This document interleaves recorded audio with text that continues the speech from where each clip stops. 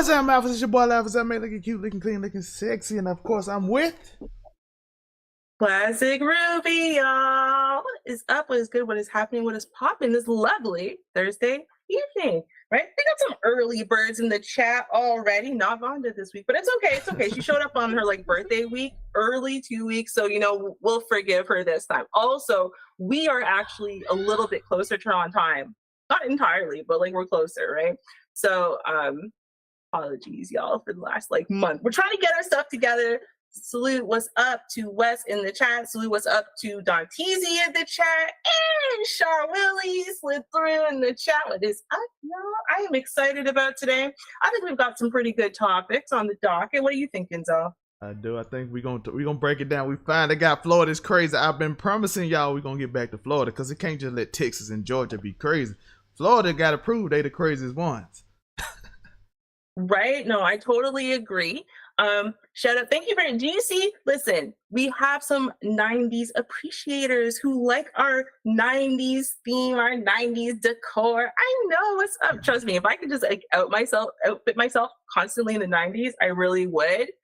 So thank you very much for appreciating that. Hopefully we can bring y'all more and more within theme as we continue to build and grow and so on and so forth. Shout out to Amy. Literally, I just met her the other day on Grey Pill, and I've literally seen her every day since. So shout out. Thank you very much for coming. Hopefully you enjoy the show. So I think it's gonna be a good day. I'm really looking forward to it. It's gonna be good. I do. We have some crazy topics, some topics that we're gonna try to inspire you. We're gonna try to make you laugh. I think we got a great mix. I think it's almost perfect. I agree. I just don't want to make y'all think I'm trying to inspire you today. I'm really not. Just so you know, I'm barely even trying to be educational today. Y'all are gonna get what y'all are getting. Although I am excited to show you what it's like to be shopping while Black in Canada. So you guys gotta stay tuned for our Canadian Ken, aka, just so y'all know, he is not of the palm colored persuasion. Yeah, that's right. I'm telling you, our Kens and Karens know no bounds. Okay, no bounds. Oh, shout out to Peachtree Dishes. There's a Canadian. We actually have a Canadian, another Canadian, and one who's not related to me in the chat today. So it's exciting. Not related Canadian. Yeah, so it should be good. All in all, it should be good. Yeah, I don't know. You want to get started? Let's get started with the first story. Of course, we're talking about AI, so let's get to it.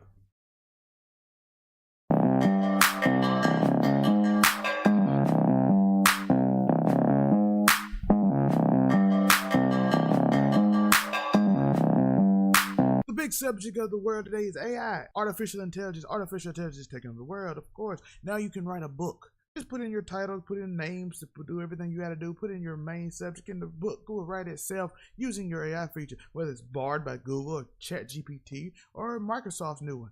All you have to do is simply put it in. It makes your life easier. You get lazy. You put it. I use it sometimes for titles. I change it up, of course. AI sometimes doesn't understand regular things, but it's becoming an integral part of our lives. And why not use it as the second biggest organization in our country? The police force, outside of course the government, we don't count them. They officially have to be the biggest, but the military and then the police force are the highest funded things in this country by far.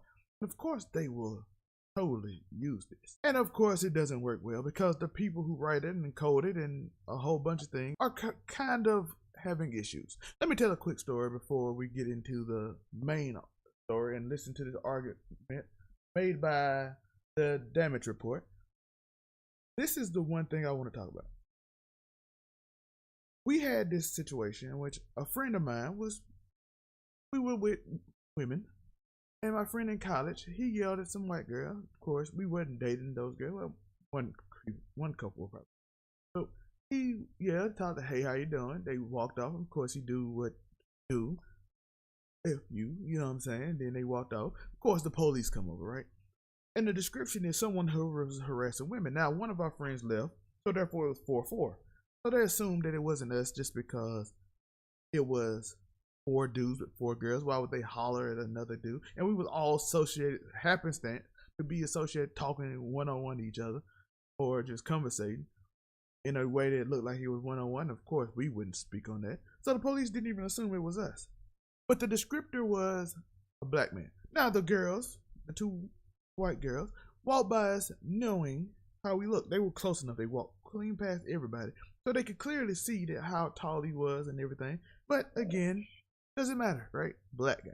That's all you need to know. So the police came and went up the road. Shout out to our friends that was walking up the road and we had no clue. And they got kind of booked and harassed until the girls said they couldn't tell if it was them or not because, of course, no descriptors. So they got off, but they were picked up. Now, note, my friend is 5'11", and that guy that they picked up was 6'4". It's a clear big difference. One has a short haircut. The other has a fro, like a stuck-up fro. That's the interesting thing about this story, is that they have no appearance alike at all. One is brown, one is dark skinned. The other guy's a light-skinned smiling dude who's like 5'7". It's clearly a difference here. You know what I'm saying? That's all I'm getting to. So let's look at what is ineffective about this recognition police. There was a different change down in New Orleans when it came to the city council allowing the police department to use facial recognition technology to go after criminals. So maybe you'll see them on running out of. Yo, this is like Mission Impossible. You ever seen the Mission Impossible videos of them spy thrillers when they have like facial recognition things? So now apparently they're using them, but it doesn't work quite as well as in the movie. Shout out to TYT for this story, and I have to shout them out. You gotta go watch them because they do some good work. I don't agree with everything they say, but they do good work. From a particular crime, and their face was captured, and they can run it by their database and find their man. Problem is that stuff doesn't work. The first facial recognition search under the new policy occurred on October 21st of 22, using surveillance footage to help identify a black man suspected of shooting by matching his picture with a database of mugshots. And the results were unable to match. Low quality photo. And over the next year, New Orleans Police Department would see a string of very, very similar results when it comes to this. And a review of nearly a year's worth of New Orleans facial recognition requests shows that the system failed to identify suspects in a majority of the time, by the way. And nearly every use of that technology from last October to August was a black person. Listen, I'm gonna tell y'all something weird about that. In New Orleans is mostly black. It's not shooting them in the blank. They were mostly black.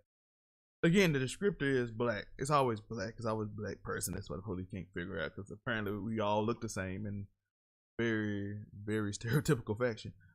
But this is also not effective. Like the quality of video you would have to get to scan thousands of people at a time and figure out who is who would be very difficult. Now, can they get this fixed? Yes, you can easily incorporate high quality cameras and stuff. Like, look at this webcam. It's C920. I have multiple cameras you can easily implement. But the problem is they're usually cheap on stuff like that because they spending money on dumb things. Just saying. Police spend money on dumb things. No hate to the police. I have family that's police. I have friends that are police officers. Your group spends money on dumb things. Okay, bro. So let's look at this chart, because by the way, as this chart goes up, I want to point out to you what is that we see there. So of these 15 suspects that they ran through on the left side of that column, half of those, or 9 of those 15, didn't return a match, didn't get anything from it. And of the 6 that did make a match, half had an error. In order for them to run these, a human with normal biases and thought processes had to submit that photo, be like, it must be something on that database, and maybe they would act on it. And of course, 14 out of those 15 were black folks. And then 3 out of all those actually made some kind of match, but still nothing really came of it. Because again, it's not all that great of a technology, but they spent tons of money and they sold it to all the people being, this is how we're going to limit crime. So listen, a rich person can sell anything to anybody. That's just the truth. A rich person can sell anything to anybody because they're rich. I see people all the time telling me somebody's smart because they made a lot of money. Yeah, this dude is intelligent because look how much money he made. I'm like, money can be made off anything. Anything. Just being in the right place at the right time, you can make money. I'm going to tell y'all, probably the 3rd smartest person I ever met in my life. Honest. Probably was a homeless dude. Just saying. 3rd smartest person I ever met was a homeless dude. Dude knew everything. He just had pride. He wouldn't work for a certain amount of money. He said, I ain't doing this, I ain't doing that, I ain't working for no $50,000. I got $120,000 mine. Truthfully, he probably got $100,000 mine. But he don't have experience, he don't have a resume to back up $100,000 mine. And his pride won't let him do nothing else. But he's still one of the smartest people I know. No, he's still third. And one of the dumbest people I know is a very wealthy person. But one more part about this, because they talked about how Now y'all like to, I know y'all like to go in the comments and say who, because I had this happen before when y'all like who. I'm not telling you who. That's burning bridges. I'm not a dumb person. Average. they have no biases from this police department. They said this department hung their hats on this. I'm sorry, the New Orleans council member said this. And he's a Democrat, and he said he voted last year against using this recognition and has seen the New Orleans Police Department data. His thought was about the system, it's been wholly ineffective and pretty obviously racist. So Jordan, as we go from the AI stuff to the facial recognition to technology using these things with police work. So basically what we're coming up with the concept is that the people have to input information. If you ever use ChatGPT or Bar, you have to input it. As this has stated, you have to put in an actual like picture, description, stuff like that. And of course, like I told you, the scripters among us is not good, right? And they mostly using it against us because we, of course, you see the population in New Orleans was 60%, 58% black. And 13 out of 15, that is obviously higher than 60%, is used against black people. It all goes back to the same thing because technology like this is tested, I think they said, with white faces in general, so it kind of has its issues. But then again, it's still based off who wants to submit it. How often they really think these folks are committing crimes, and some of these crimes are actually really, really serious, and you actually want to make sure you get your man. And although they didn't go after folks that didn't commit the crimes, that doesn't mean that they won't in the future because we've seen that. It's the American way. Yeah, I was just talking about this the other day with somebody.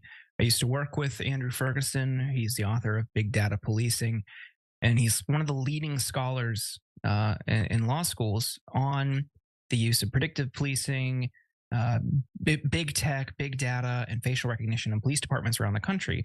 First, a lot of this violates your Fourth Amendment rights, and a lot of people don't realize that. But additionally, you mentioned it. Violate the Fourth Amendment, right? We'll actually look at that in a minute. Our Fourth Amendment, it does violate that. For y'all that don't know. Bias in the people who operate these or program these, their personal bias. And many of times, even if they're not doing it intentionally, there is internalized racism that is reflected in how these programs operate. And that's how you. Of course, we have to talk about the Fourth Amendment. As y'all can see here, the right of the people to be secure in their persons, houses, papers, and effects against unreasonable searches and seizures shall not be violated, and no warrant shall issue, but upon probable cause, supported by oath or affirmation, and particularly describing the places to be searched and the person or things to be seized. But listen, if they look at your face, that's clearly against your Fourth Amendment, right? And you might ask, say, how is that against my Fourth Amendment? They're not allowed to search you. You are allowed to be secure. If the government can just match your face and look at you without probable cause to believe it's you, and they just be, oh, that looks like the guy. He might be a descriptor. He's similar looking. That goes against your thing. They might look into your credit. They might look into anything. They might look for probable cause. That's the dangerous part of it. Once you get hit and you possibly the person, they'll look for probable cause, not having probable. That's the problem with, again, that's the problem with, as they said, predictive policing. I'm predicting which type of person commits which crime. Oh, white collar crime mostly done by white people, so of course we're gonna predict that they might do it. Black man isn't smart enough to do a white collar crime. Oh, somebody robbed somebody, we assume it's a black person. By the way, black people do predictive policing too. Not policing, but predictive call. We doing it less now because we kind of losing that thing, but y'all know when y'all hear about somebody shot up a school. Who do y'all think it is? Who do y'all think it is? Be honest. Be honest. You see results like this. These technologies, while they sound sophisticated and neat, they almost always end up with racist results. LAPD had a predictive policing tool that was disproportionately racist. You see it across the country in police departments and how they utilize big things like this. Oh, I do want to talk about this. He says the same thing over and over again after this, but I just want to go over this before we get off. We do it too. We always assume somebody did something, right? You stereotype it. It's human nature, right? Oh, you hear about a specific crime. Oh, you hear about a gang violence. You say some gang violence or something. You assume what type of person it is. Could be a whole another group. Could be MJK versus Eminem, you know what I'm saying? But yeah, it's a whole nother group. But you predict it, right? We try to predict it. So having these biases is gonna make these systems worthless until you get far better technology. Like I said, this is not Mission Impossible 3. This is not any of those spy movies. This is not James Bond. They do not automatically get the best facial recognition where your contacts, you just press a button on your ear and your contacts tell you who the person is, give you your information about it, which again goes against your Fourth Amendment. I just want you to understand, it does go against your Fourth Amendment. And you know what doesn't go against your Fourth Amendment? To like and subscribe, hit notification bell. Watch us on Thursday live, baby. Or go watch the video after. You don't have time. But if you hear live and you get a little sleepy, go watch the video, check it out. Is Zell telling you it's crazy out here? AI is here to stay.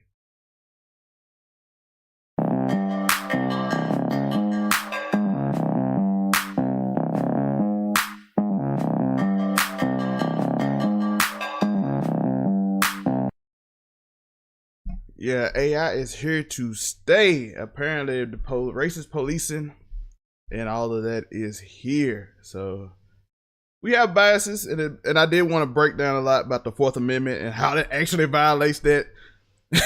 No one thinks about it, Ruby. No one thinks about how literally facial recognition violates your rights as a human being in America, supposed to, but we seem to just ignore things like that. See, I disagree though. I don't think it violates anyone's rights. You do not have the right to privacy in a public space. You don't. They literally litigated this to death. This is the reason why, for example, the cops stopped getting away with arresting people for wanting to film things on their own camera phones or personal devices. You are allowed to film in a public space, no matter what is going on. You're allowed to film in public buildings, no matter what is going on, right? So to me, that it's actually the same equivalent. You do not have the right to privacy and to not be recognized and apprehended when you, for example, are a criminal who committed a crime and now you're walking around all carefree because you think no one's going to spot you, right?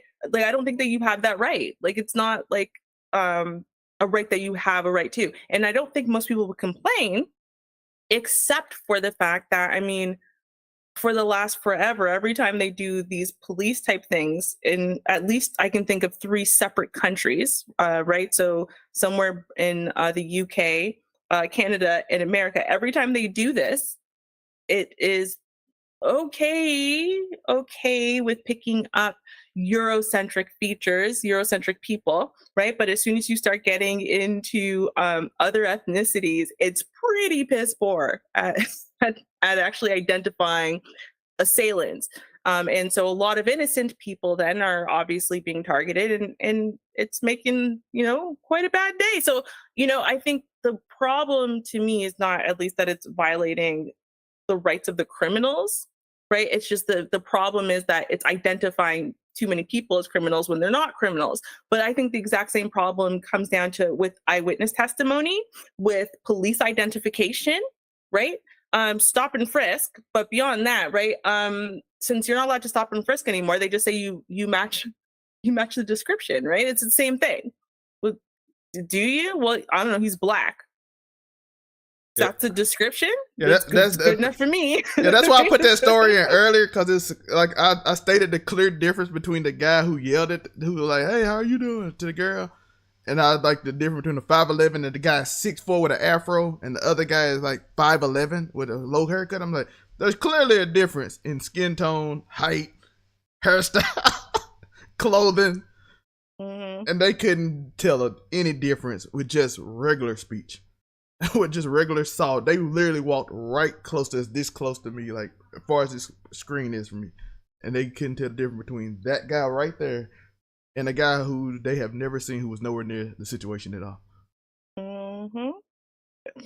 I see, that's the problem. It's like, on one side, is the problem really with AI, or is the problem with humans and the programmers of AI, and the data set that's being poured into the AI to analyze, because that data set is the human flawed data set where we are notoriously terrible at these types of things. I don't know, but I wanted to analyze this further, so I decided I decided to do a follow-up review of more bias type things, okay, in AI, and see if we could answer that question. So I think we should do that next. Yeah. We should get to it. Mm-hmm.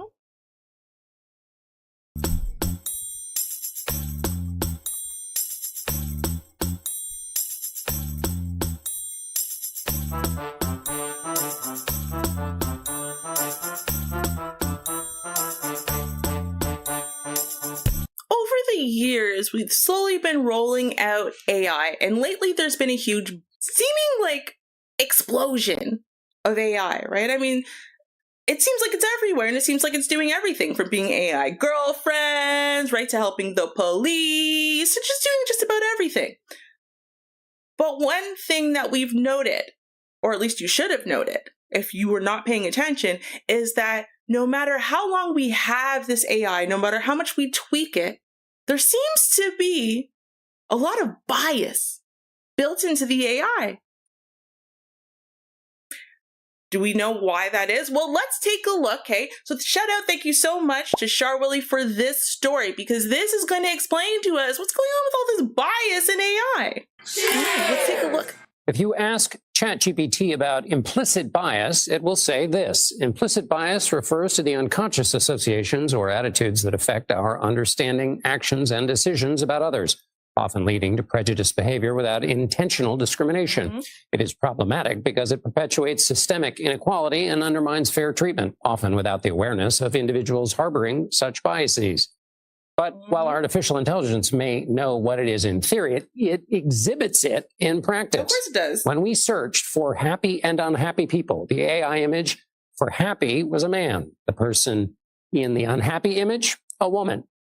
We looked at good leaders and bad leaders. Both were white men. The bad leader is, however, noticeably older than the good one. We also searched the term follower, which gave us a woman. Bam. Searching professional chef also returned an image of a white man, but the phrase fast food worker yielded images of a woman and a black man. Ria Kaluri and Myra Chang are artificial intelligence researchers at Stanford. They've studied this issue at length. Myra, let's take a step back here. How does artificial intelligence get this information in the first place? Mm-hmm.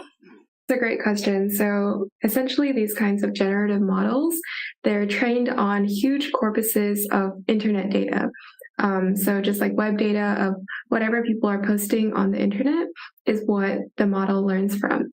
And then when you give the model a prompt, let's say of an attractive person or a happy person, it'll usually be aligned with the previous examples that the model has seen of these images. So for example, if all the images on the internet of a happy person are usually men, then that will also translate to the images that people see when. Now, can we just for a second talk about the fact, right, that people have been saying for years when they're talking specifically to the Black community, right, saying we need to be in control of what?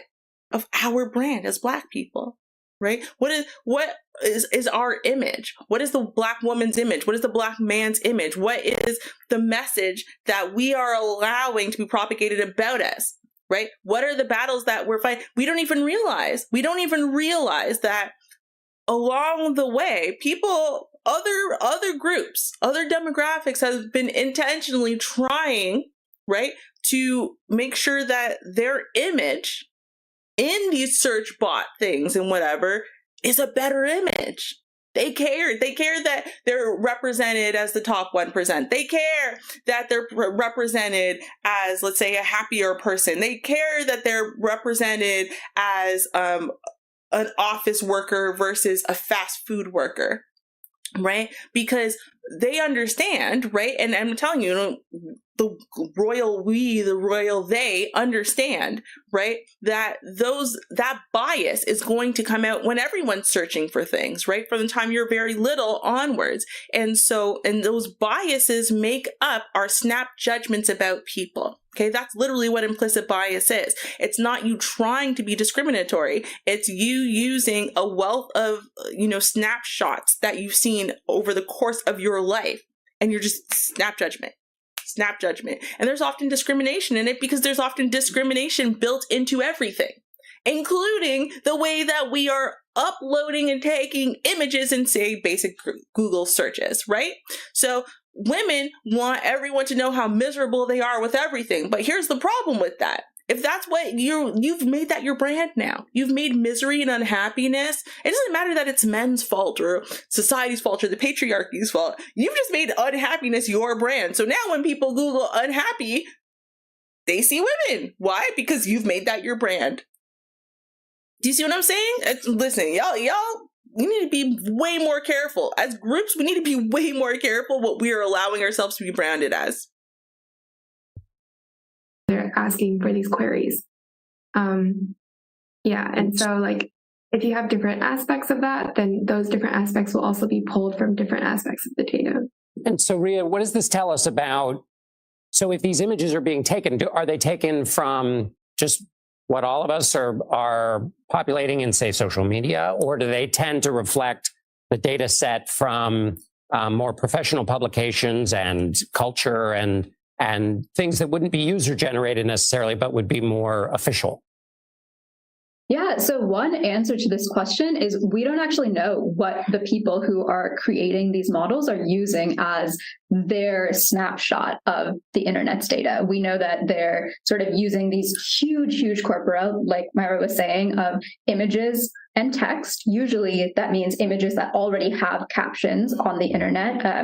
That's often places that take the time to put alt text in their images, to put captions on, but we don't know. A lot of these sometimes these are sourced from large sites that have, what they have done is said that they have captured a good snapshot of the internet.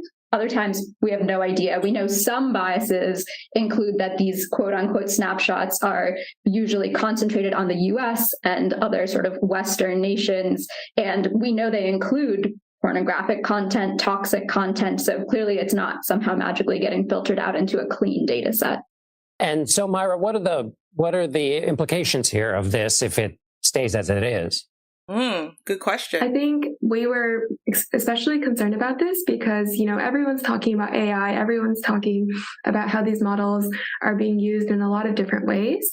And so even when these biases might be subtle, they're really showing up everywhere. And they're even showing up when you're not looking for them at all, right? Because when people are looking for, smart or uneducated, they're not actually asking for any sort of particular bias, but it's just showing up. And so if this is happening on the massive scale of millions of users or even billions of users, then that's going to be showing up in every aspect of society. And so, Ria, briefly, where do we go from here? How does this get fixed? And is it a hard fix or an easy one? I think it's an incredibly hard fix. I think what these models are showing us are that some biases are so intertwined, like, for example, certain nations and war, a nation that's historically been colonized and war, right? That image, you can't see an Iraqi person not in war. You can't see a disabled person in a position of leadership. It's just hard, but also almost impossible to create sort of this alternative image. I would say the first step is getting out as much of this information as we can to the broader public. There's so many kind of magical narratives about AI floating around, reporting like this, and all of the research like we're doing is to shift that knowledge to the people who need to be making that decisions for themselves. Ria? No, I'm sorry. Realistically, okay? No disrespect to these young idealistic people here who are taught that everything is the system's fault and everything is outside of you and you got to blame everything but you. But no, the reason why our branding is so trash is because we allow our branding to be trash. That's what it is. And a lot of times the problem is we don't think about the consequences of our branding, right? And so here's the issue, right? We all know that we live in a country, for example, if you live in North America, you live in a country where the majority demographic are white people, right? Okay. Some people are more comfortable when we say palm people. I'm going to say white people. This is what I'm talking about right now. Okay. And so when you live in a country where the majority demographic is white people, that means that generally white people are the standard for everything, okay? That would be the default setting. The only way that another race of people becomes the default search in America or in Canada for something is if we allow that to become the representation of our gender, our race, our whatever society's brand. Okay. So now the issue is, it's like, well, but you don't control how your Black people are portrayed in movies. We can't control how Asian people are portrayed in the media. No, but you can definitely control and portray how you portray yourself and others and whatever. I mean, we have so many content creators, influencers, whatever, right? We are choosing the messages we are putting out about our own people. That's just what it is. If you want, for example, women to be portrayed as happy, right? Well, then you should probably start trying to portray them as happy. But if you want everyone to think women are notoriously and constantly miserable all the time because of the patriarchy, because of men, because whatever, cool, no problem. But just accept that as part of your brand then and stop complaining about it. Right? We have to recognize that, sure, there are definitely issues, there are definitely biases that are unfair. We've got to break out of and whatever. We've definitely, right? Definitely. But we do also have to recognize when we do have some element of control that we're not exercising, that we really need to exercise. And to me, personal branding, group branding is something that we have way more control over, especially when it comes to what are we filtering onto the internet? What are we allowing to go viral from our people? What are we supporting and clicking on and allowing to keep going viral to support our own people, our hair, our voices, our whatever, right? We are in control of those things. And those things that go viral are the things that end up being in the top 1,000 data set that, AI is going to be using in computing. It's what it is. So we all have control. We can literally vote with our fingers. Literally. Are we going to choose to? That's the question. Y'all let me know what you think.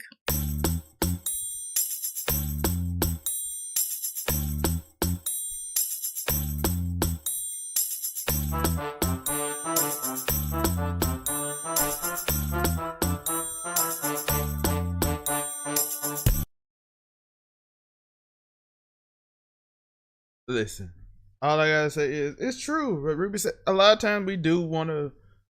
I heard J. Cole say in a song recently that he wondered if like these activists who make millions of dollars actually want us to be free and get out of whatever situation we're in. Because let's be honest, a lot of people whole brand, their whole personality, their whole image, the way they make money is for us to it's for us to be oppressed. So a lot of things, so our whole brand is oppression. Like you don't see movies about, I even saw a Tate brother, Tristan Tate, talk about why we are not doing movies about certain people. Lewis Howard Latimer, it's multiple Black people you can do movies about, but why it's always a slave movie? Why it's always like a police violence movie? Why it's not success? Why is our whole movie brand, even made by Black people, always a certain thing? So if you asking the AI to scan the internet, what do they see? Well, you know what? I want to just show what I think is interesting. Remember, because I did say something and people don't understand necessarily what I mean, right? But people need to recognize that if you live in a country, right, where there's like a large majority demographic, things have been a certain way since the country's been established, so on and so forth, you have to remember that anything like, when you're a minority group, that means you're not the standard, right? Now, we know that when it comes to, say, standard, we talk about this when it's like standard of beauty or standard of respectability, so on and so forth, right? And it's kind of like everyone who's not the majority's got to kind of play this catch-up game or, whatever. Fine, right? But like, we forget about the fact that we do have a lot of control over the messaging, right? We do, because it's not just about what, say, the majority demographic or another demographic is putting out about our own, or about what we're choosing then to say or respond, right? Like, it's what we're choosing to click on, right? Are we clicking on the stories about powerful Black men and women, powerful other BIPOC, right? People of color, whatever, that, existed in history? Or are we only choosing to click on and support when it has to do with oppression, when it has to do with yet another police excessive force charge, so on and so forth, right? Like, what are we choosing to click on? What are we choosing to give the views to? Because I'll tell you, like, as a content creator, I care what y'all click on. I deeply care what y'all click on, and I pay attention to what y'all click on. And you're not going to run me. You're not going to run what I choose to cover, but I care. And so if I notice that y'all don't care at all when I talk about this, that, or that, I'm going to cover that less and less and less to the point where you never see it.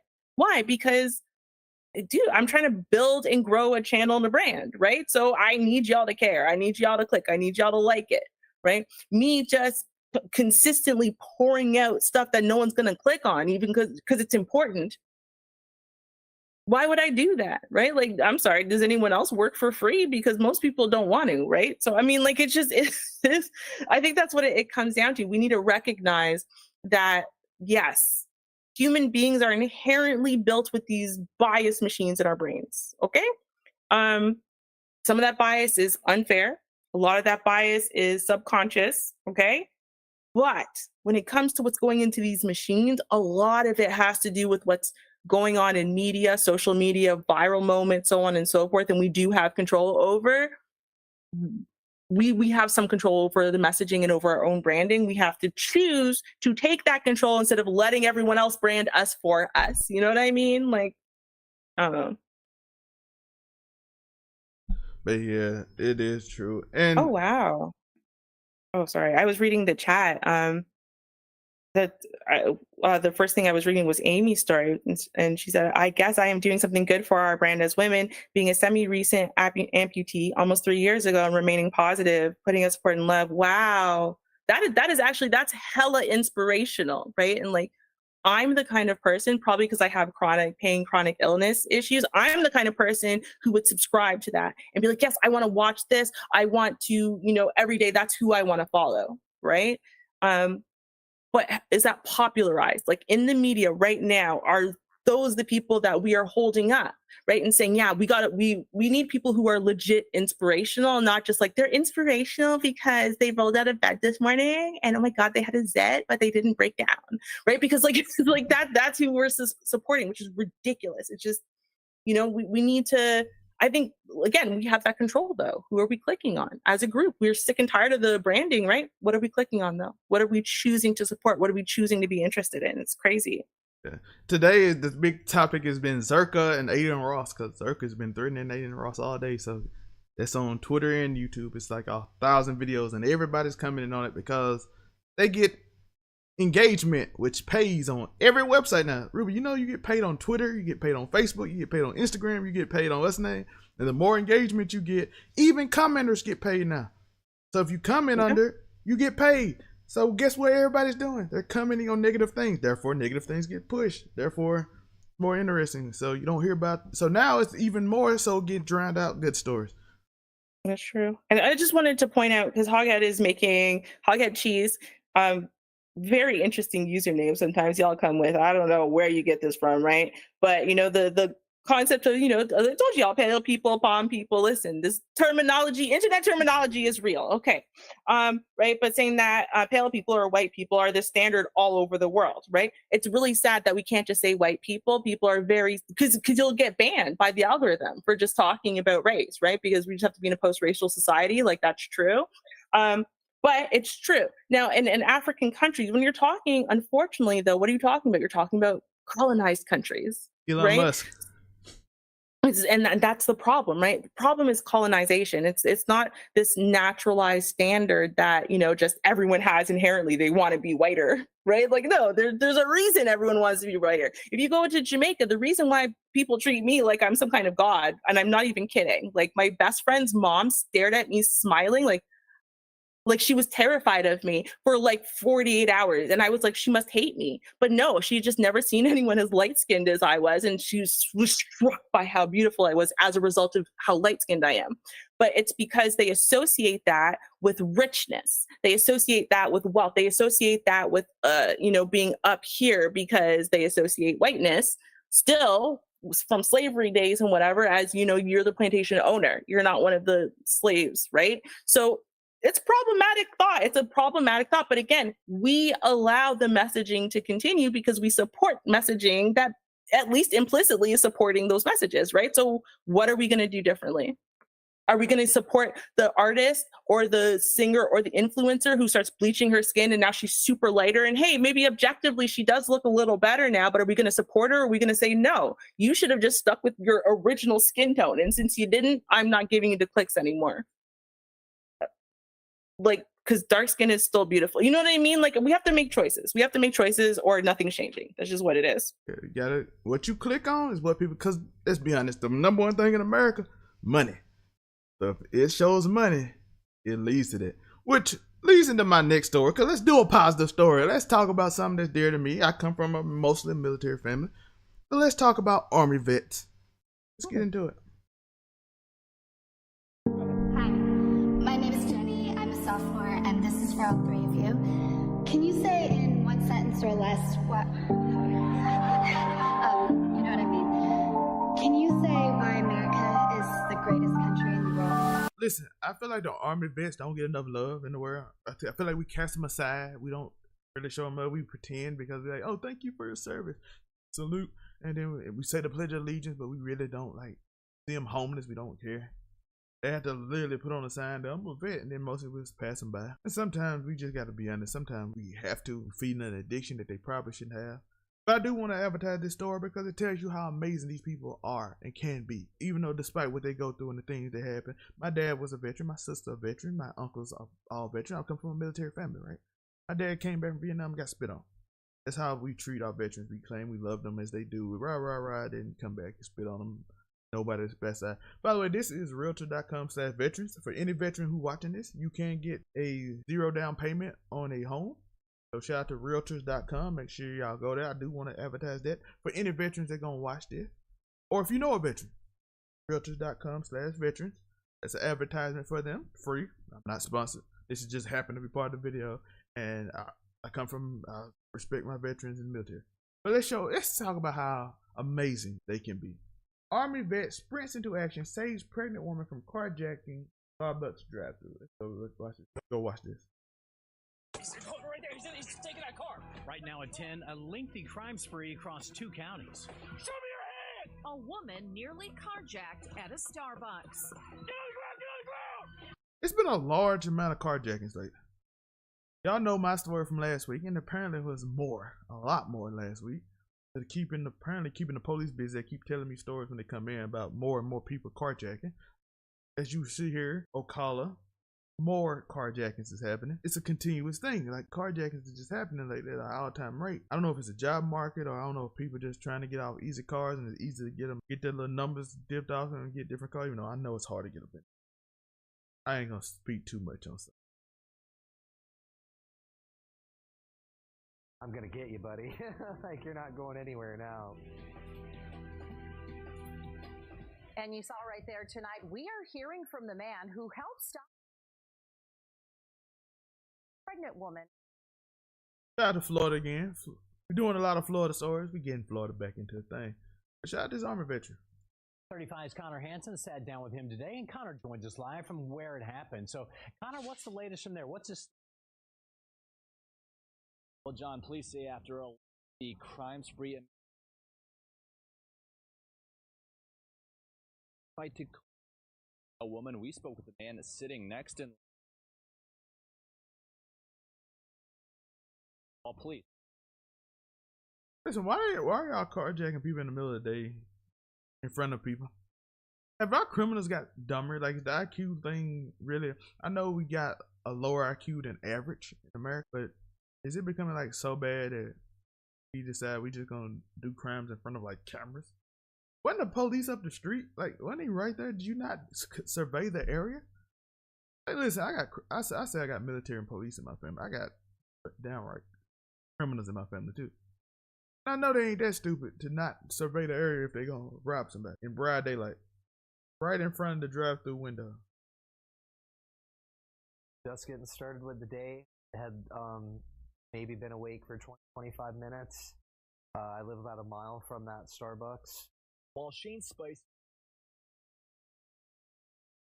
was a date Man wanted for crashes, and he same thing happened, except for he didn't. Apparently, the guy was by himself. Apparently, it was nobody else. He just lied. So they looked at the footage. It was just him. So the kid that I was talking about last week in my video, go watch it. It's probably up. It'll probably be up today, or it'll be up tomorrow, and with another video. But I'll probably put both of these videos up. But if y'all watch that story and watch the interview, go to the live of last week too with the DJ Academic Sauce. That is in that interview when I interview it. It got the chapters at the bottom. You go watch the entire interview where I tell you that they had a crash. The police chased them. Tried to go into this place. They're probably looking for another car, but it was just me there. So it was hard that you couldn't just jack somebody. So you had to use a phone or whatnot. But it's interesting, like how people are just doing this in the middle of the day. At least that dude had at least that kid had enough sense to do it at night. 17-year-old convicted. Oh my God. Takes off. That dude 100% still caught. 100%. Like, you don't even have to ask questions. But you know, he also one of them ones you see that you know he ain't really that like dangerous and stuff in terms of shooting you because he's probably on some drugs or something. But he look like he good with like little bitty tools, getting breaking your house. He look like he good at that. He wear like he got the green like fully nicked thing on too. White male bailing. Police say their dash cam rowdy trying, but Shane Spicer trying to stop him. Spicer, an army rowdy, what? I'm gonna get you, buddy. Like, you're not going anywhere now. Like, you crossed the line. Body cam run up to a. But Spicer says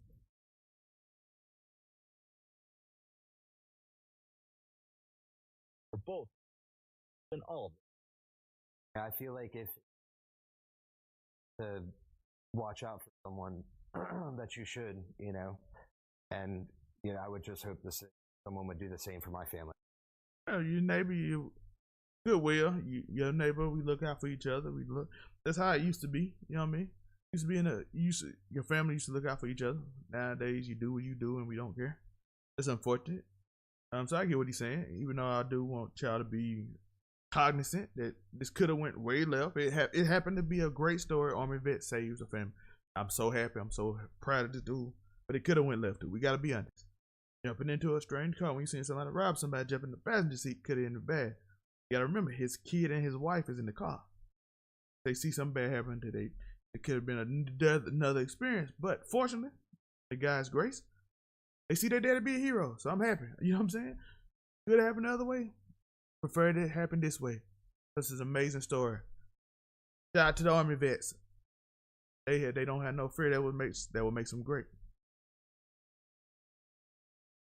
Shane Spicer tells us that woman who almost got carjacked reached out to thank him not long after that.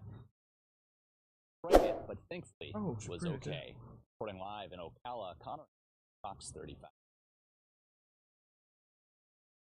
I just want to, like I said, I don't think veterans get enough love, so I want to show a good veteran story, a good story about our Army. Because I know if you ain't never been in a VA, you never talk to them people.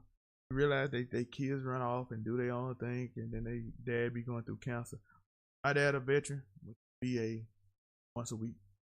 At one point, we were going 2 or 3 times, beat 3 cancer. Shout out to Charles Ray McCullum. Great man.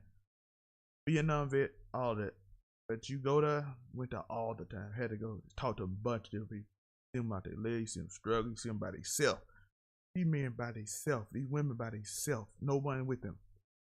Dealing with stressful things. You see young ones out there dealing with like can't sleep, looking crazy. So shout out to my young ones too. They went through a bunch of things and all these little random wars.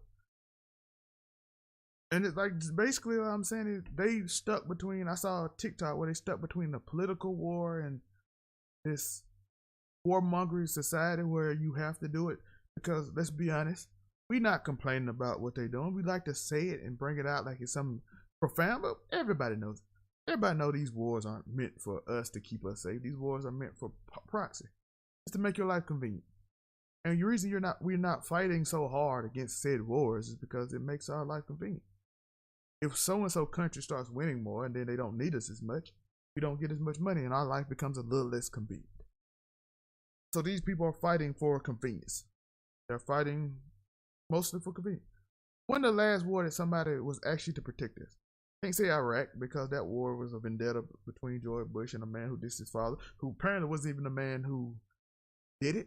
And then we got him like years later with Obama. We got the guy who did it in a sting operation. We went to war with a country that had nothing to do with the incident.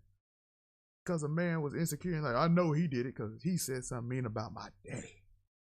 Then we have little proxy wars of positioning them against Russia and China. Like, oh, we're going to have this mini war. It's not really wars, but it's like proxy. Oh, we're going to be good with Saudi Arabia. We're going to be good with Israel. We're going to be trying to pick sides and we're trying to proxy, but we can't do certain moves. Like if we all so pro this and that, we would be more in tune. But now we're trying to proxy around because we do got good relationship with Saudi Arabia. So that makes everything we going on in Gaza interesting because we don't want it to go full left and then they get support from another group.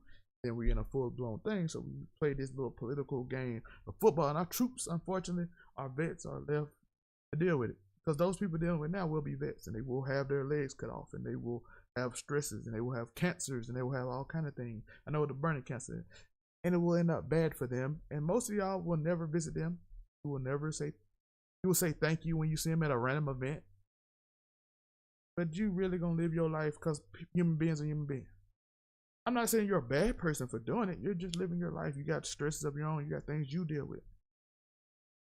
So I'm never gonna be like, oh, you're a horrible person because you didn't check on veterans. I'm like, no, you got your own life.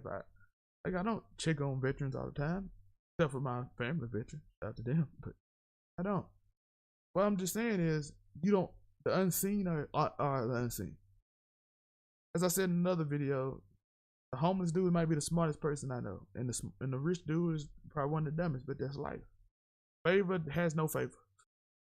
A favor has no favor. So I just want to show some favor to the U.S. military in the story. So shout out to Florida. Florida is not so crazy. I appreciate y'all. Watch live every Thursday so we can discuss. Watch through the week so we can watch these stories live. We're going to have some older stories we're going to put on. We might do live stories. I might put on some shorts discussing a few things. Ruby has some interviews. But we're going to do more things on the channel. So watch every Thursday for live discussion, interaction with chat. You can come in and talk to us, all this stuff. So like and subscribe. And if you're in the video and you like, I want to watch the rest of the stories, but I can't right now, we put it up. We put it up just for you. I appreciate you. Like and subscribe, all that. Hit the notification bell. Peace. Hi, my name is Jenny. I'm a sophomore, and this is for all three of you. Can you say in one sentence or less what? You know what I mean. Can you say why America is the greatest country in the world? Basically, I just wanted to show love to veterans, show a great veteran story, and talk a little bit about veterans and things like that. Who is RBR? Listen, I'm gonna block you from the chat. RBR got lucky glitter unless you email me and tell me who you are. You are driving me crazy because I can't figure out who you are. But I know you just started this account, but you've been around for a very long time. If you were from RBR, from back when I was on RBR's channel at all. So I can't figure out who you are. So I really require you to email me. I'll be that news at gmail.com. And tell me who you are, because literally blows my mind. Cannot figure out who you are, and it's distracting. It's like to the point where I don't even know the last 10 words I'll said because I was focused on you. Like, who is this? Can I figure it out from the words that are there? No, I can't. I'm just not good enough. So I need you to tell me. You don't have to say it publicly, but I do need you to email. Also, I want to say that Hoghead Cheese, salute to Florida.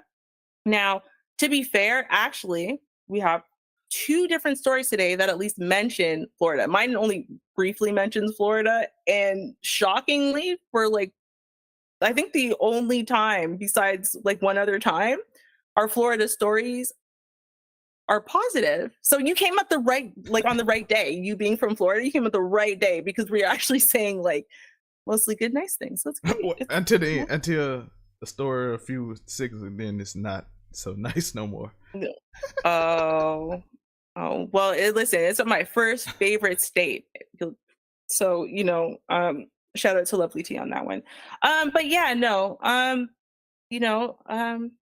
yeah, I think obviously it was a good thing. Luckily, the vet was around, keep us cool, and save the lady. And yeah, we have a happy story in ratchet ass Florida. Congratulations, because you're more likely to get another meth head than you are to get like a sober vet. I'm just saying, in Florida, so it's good. Yo, he was he like just Jay said, he was scratching that. My man was on. Yeah, pretty much. So that's where I am with that one. Yeah, I know. Like literally, I said a whole lot of nothing. I apologize profusely. RBR glitter just like distracted me. Now I don't even know. So like I don't even know what my next story is about. Like that is how much I'm distracted by RBR glitter, trying to figure who is this. It's been weeks, by the way. She's been wondering who this is. Yeah, I feel like it's BMT. I feel like BMT started this account and he's just like screwing with us. That's what I think personally. But okay. Up next we have this story about theft prevention. For those of y'all who are brand new to the channel, okay, we really like to cover stories on how to stop all of this theft that has been ongoing. And I mean, later on, we even talk about yet another theft story. So, I mean, you got to get creative to try to stop the criminals. And I mean, I don't know. This is definitely a new way. I don't know if it's a good way or the best way, but it's definitely a new way. So let's check that out.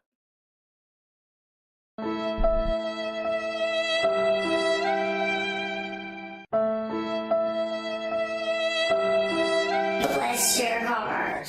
Now, y'all know that on this channel, we like to explore anti-theft methods, right? I mean, anything to do with how do you stop all of these people from stealing stuff? Okay, well, y'all, I have never seen this one before, okay? Unfortunately, in this scenario, we can't go and say, hey guys, you should try the fog system. Can't do it, not with this one. Unfortunately, fog system's not gonna work with this. Why? Because it's outside. So let's take a look at the video of how this company, man, innovated to prevent another theft. All right, so before we get into the video, okay, we are gonna watch it. There is a video. We're gonna watch a video, here's some testimony, okay? But let's just read this title first. Video shows a forklift suspending car 20 feet in the air to stop theft suspect at a Ohio car lot. Let's see. Auto workers in Ohio were caught on camera taking a creative approach to stop a thief trying to make their way away with a car. Police responded to Arlington auto wrecking in Akron, Ohio last month after a 911 call came in reporting an attempted theft. Body cam footage shows they're on their arrival. They were met with a car perched atop a forklift arm hanging about 20 feet in the air. Sorry. According to the employees, theft and break-ins are common issues at the auto yard, something they're sick and tired of, they told police. So when they realized the man had broken into one of the vehicles in the junkyard, they were less than impressed. To make matters worse, employees told police they believed this same perpetrator had broken into other cars on their lot 2 times before. Fed up with repeat offenders, the employees took matters into their own hands upon realizing the man was still sitting inside the car he had broken into.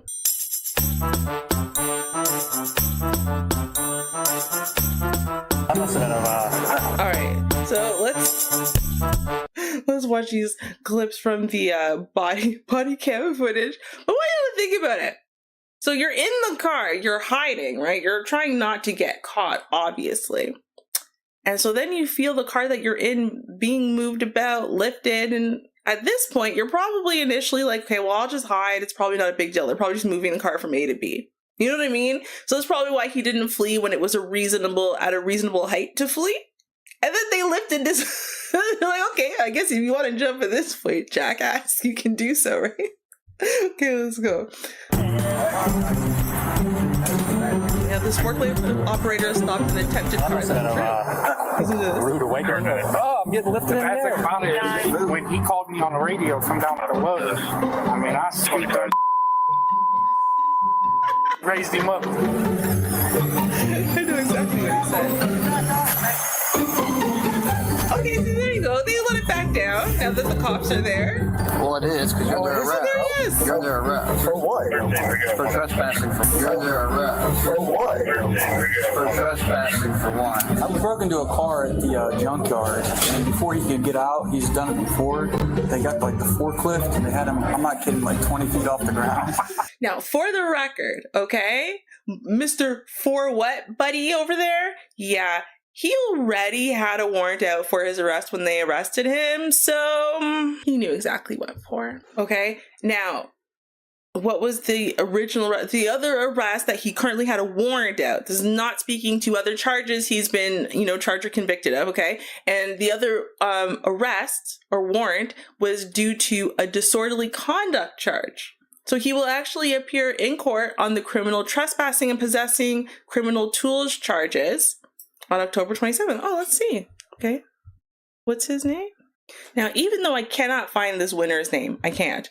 Because I guess they're protecting his innocence. I just wanted to point out a little something that I saw here. I don't know if you could see this. Let's zoom in. After being arrested for criminal trespass and possessing criminal tools, the 26-year-old suspect admitted to police that he had brought a Sawzall cutting tool, Sawzall blades, and several other hand tools in order to procure copper from the junkyard's cars. I mean, ultimately, he's not innocent. I have no idea why they're protecting this dude's identity. But either way, they are definitely protecting his identity. We're going to have to look for him. I did take a look. I'm not seeing the follow-up. I will keep you guys posted, though.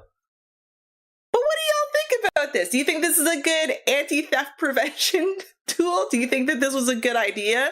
Do you think that the car people, like the people who own the AutoZone, do you think they would have been liable if Jackass had tried to jump out at 20 feet and broken a leg or something? Or like... Well, I guess not, because he was committing a crime by even being there with the whole trespass thing, right? I don't know. Y'all let me know what you think, though. Do you think this was a good one? I don't know. Or do you guys still prefer the fog? Let me know. You're under arrest. For what? For trespassing.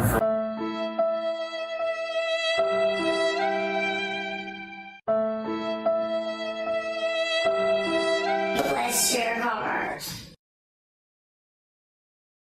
So what do you think, Sal? Do you think that the junkyard would have been liable if he had tried to jump out as they were raising him into the air and then like he broke a bunch of his legs or an arm or something? Because I feel like that's the only downside, is that Americans get very suey, right? And so he will attempt to sue for everything. I don't know. He will attempt, but I think they have the right to move their car anywhere they want in their own yard.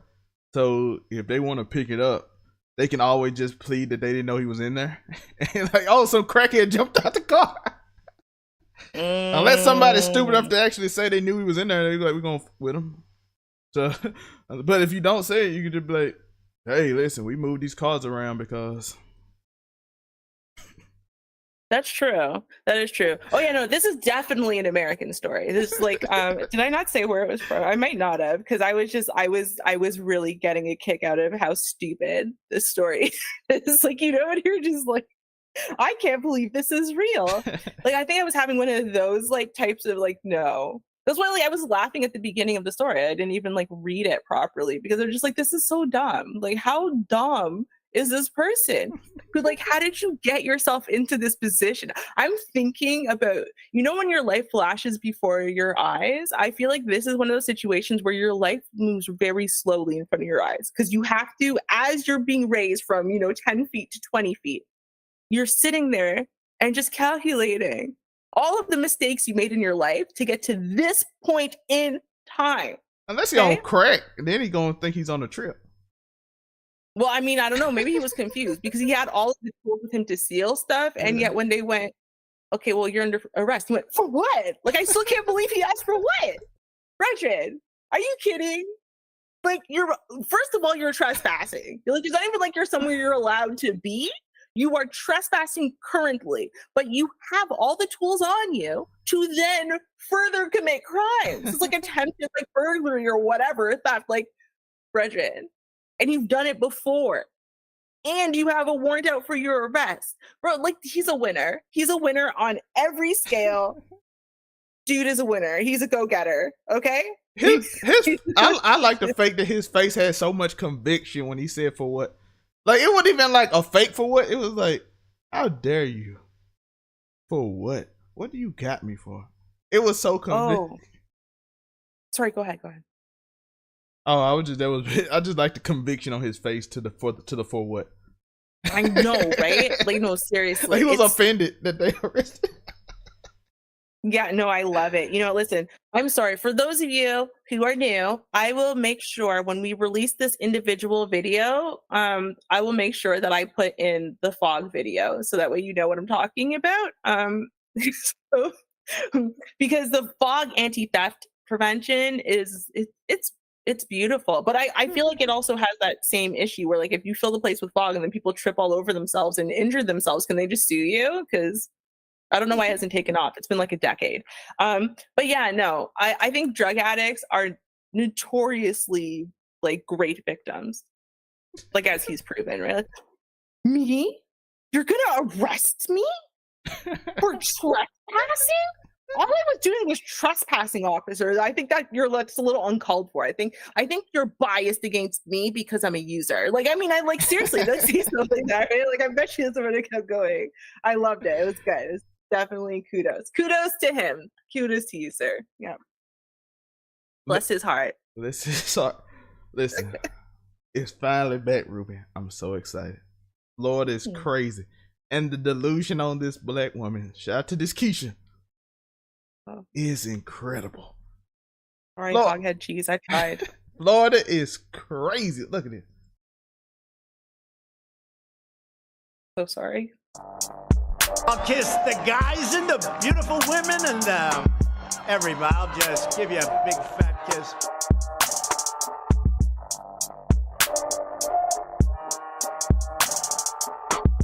The craziest people in all of America are in the Bronx and all of Florida, and every other day, if not every day, I get proven right about this assessment now.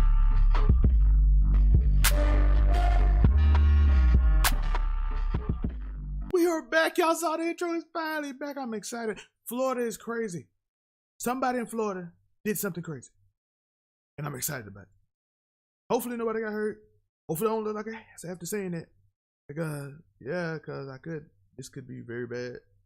I'm looking horrible. I'm excited that somebody happened bad because we ain't did Florida in a long time. But y'all see the title. Y'all see the description. Florida mother faces criminal charges after trying to run over school staff members during morning drop-off shift. What could possibly be the reason for it? Now listen, in discussion, we had this discussion last week that kind of ties in because everything usually ties in. Our kids aren't doing as well in school. They don't know ABCs. They get passed along just to appease the parents. I know people in the school psychology sector and other sectors that will tell you that they have a hard time, mostly because the kids are great. They struggle, but their parents are horrible. Their parents give excuses to them. Their parents embolden them to do horrible things. And then when they do horrible things, they tend to blame the administrator, the teachers, and everybody else because we live in a lack of accountability culture. That's why kids often go around and can punch people in the back of the head and thinking there's no consequence and just say, I made a mistake, like his favorite YouTuber does every day. Because, of course, that's what we do. Anything for clout, right? A 42-year-old Florida mother faces criminal charges after she allegedly hit the gas, revving the engine and sped toward a high school staff member, forcing him to dive in the bullet to evade the oncoming vehicle during morning drop-off last week. Listen, shout out to my man. My man got the instinct. She revved up the engine and ran. If she didn't rev it up, we don't know what would have happened, but script that my man got the dodging skills of a ninja. He out here dodging in the bushes. It seemed like something that's on like a skit that like Kevin Hart in. Like, you ever seen a movie Will Ferrell and Kevin Hart? That's like one of those things, right? Like Tara Jane Samuels Catalan, Kevin Samuels' sister, is accused of trying to hit a staffer at Port Charlotte High School on November 2nd. The suspect then tried to exit the parking lot the same way she entered.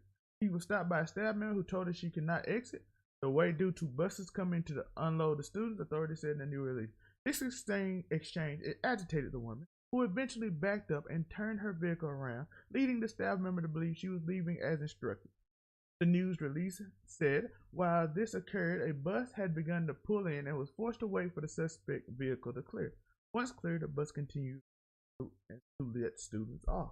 As the bus passed, the woman turned her vehicle in the direction of the staff member and hit the gas, revving the engine and traveling at a high rate of speed toward him. The member was forced to dive into the bushes to evade the oncoming vehicle. Listen, this story, I feel very justified in telling y'all they crazy. I feel very justified. I feel relieved that nothing like crazy happened. Besides, this crazy psychopathic woman was told that the buses are coming in to unload kids. You can't drive through here. And then she sees the bus come in. The bus had to wait on her because they're going in a different direction. The bus had to wait on her. So she sees the problem, that's why she can't do it. She notices it. She can clearly state it. But her own self-righteous ego of I can do what I want, she decides to completely do a Keisha and tries to run over staff member. That is absolutely insane. You think how crazy that is? It's like a Boondocks movie.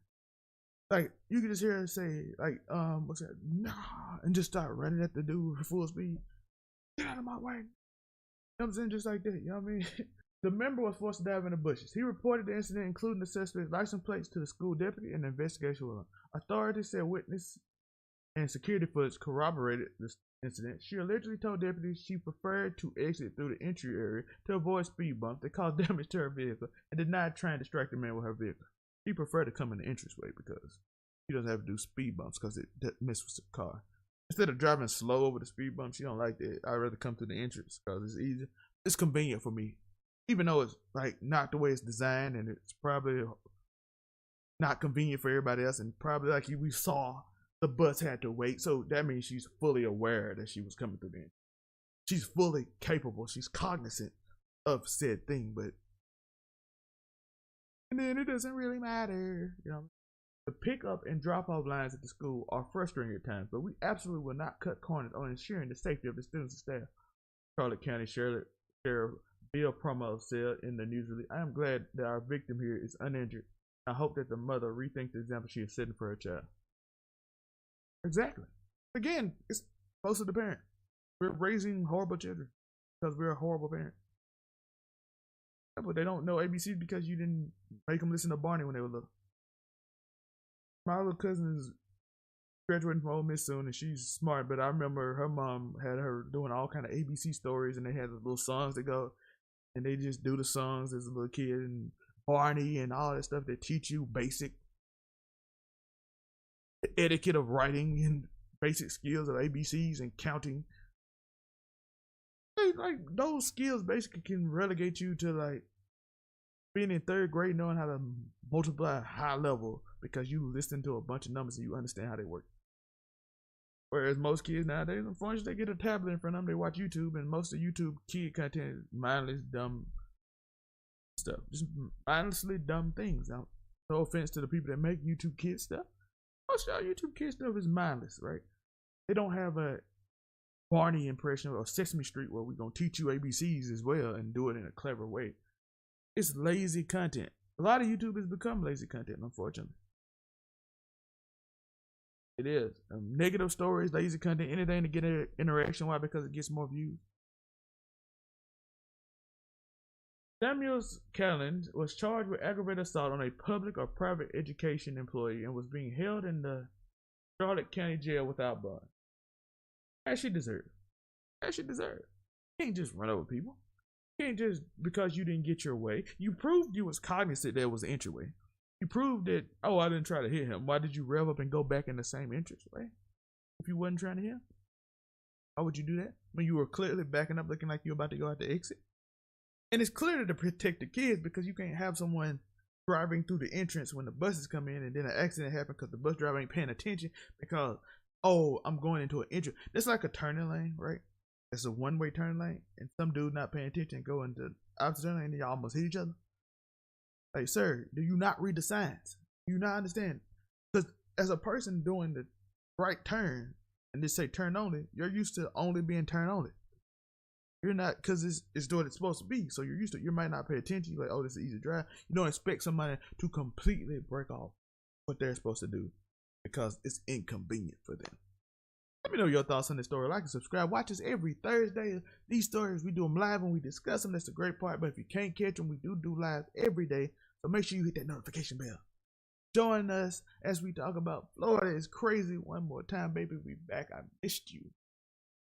This woman right here, she brought us back in a good way. Shout out to the Keisha. I'll kiss the guys and the beautiful women and everybody. I'll just give you a big fat kiss.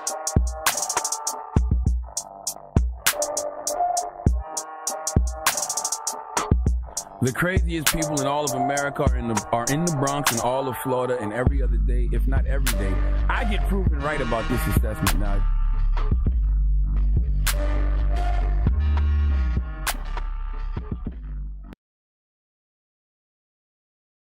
Yeah. I mean, here's the thing, right? I mean, there clearly is literally no what was the word we were just saying? Regret? Was that the word we used? I don't know. That's not the right word. Accountability. Whatever that word is. What was it? Accountability. Oh, there's also none of that. That is a good call. Also, I feel like a lot of times we overuse some of these terms, but no, they all apply to this woman, definitely, right?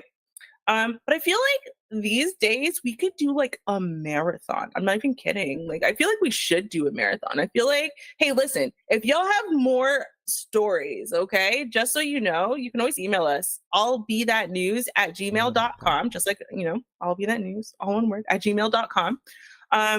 And submit them. But I'm like, I feel like we should do like a marathon, because I swear to God, I've watched like 5 videos with a very similar kind of undertone to it, right? Some woman literally has no accountability and feels no ways about her very obviously criminal actions, and then is shocked as hell or proud as hell when she gets arrested for it. Like, it's like, what? She literally stated what she did. She said, I like to go into the entrance because it's convenient for me to not run over speed bumps. And I'm like, ma'am, you do know that is illegal. There are children on a bus. Right. Like, no one asked you. You know what I mean? Like, so I feel like sometimes we need to censor ourselves, and you just need to take a beat, right? Count to 5 and ask yourself before you give that answer. Is that the question they asked me? Or did anyone ask me a question at all? Because I feel like no one asked you that question. You know what I mean? But you felt like you were holding on to that in your soul. Like, that's your justification for everything. But unless someone asks you that question, it can't be used as justification. It's just... And then somebody told her she can't do it. And then she saw the buses coming in. And she backs up and said, who are you to tell me to do this? And tries to run him over. Just because he told her she couldn't do it. Listen, I'm telling you, we could do a marathon. Like, again, branding. Think about your branding, y'all. Think about your branding. Judge Jay is asking a question here, okay? Do y'all remember the commercial where the man got the tattoo that said no regrets? I did. But regrets. Or regrets.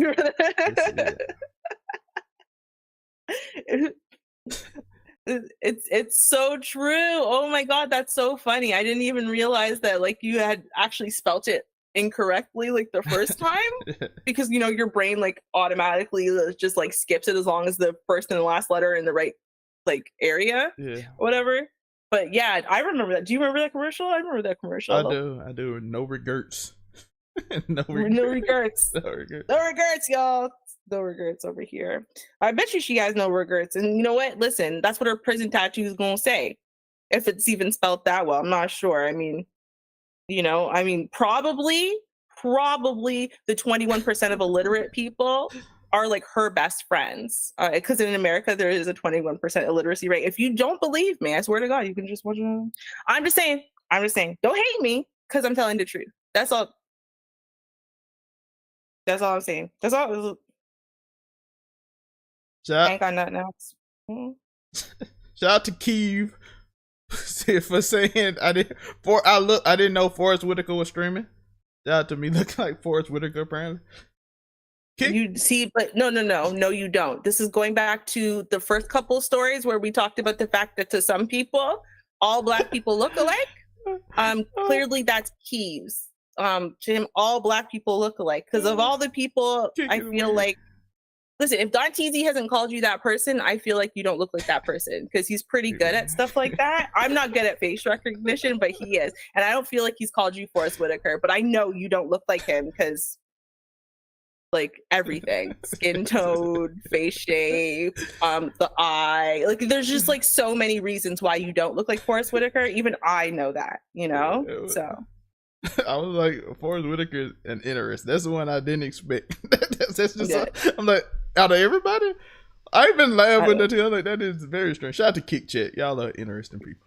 Yeah, shout out to our Kick supporters out there. If y'all don't know, we are actually streaming on multiple platforms, Kick being one of them. And every once in a while, someone in Kick specifically just wants to say something to let us know that they are either racist adjacent, outrightly racist, or misogynistic. It's really weird. It's like they're super proud of it though, which makes me think that they're all about 11. But you know, it's cool, no problem.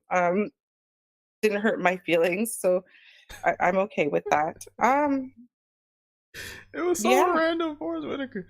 They did not diss you this time, Ruben. I am very proud of Kick Chat for not dissing you this time.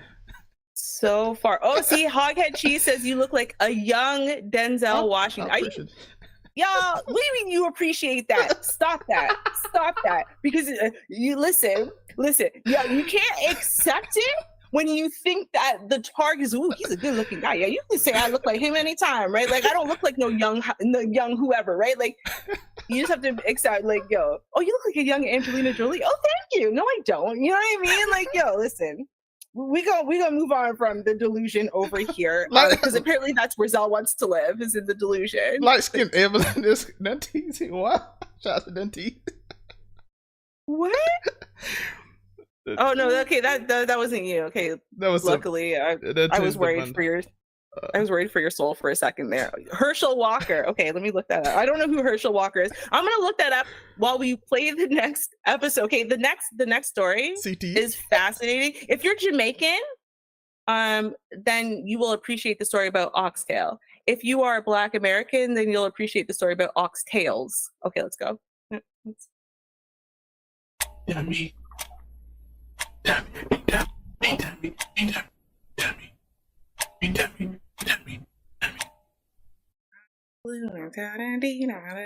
Listen, I'm sorry, y'all. I did the very best I could to adjust my lighting, but the lighting just doesn't want to light properly today. I'm sorry. So if I appear blue, I apologize. I even have the ring light on like this orangey color, which normally makes me look an orangey color, but it's just not working out today. Okay, so we just do what we do. We gonna try, but this is an important story. I have to bring it to y'all.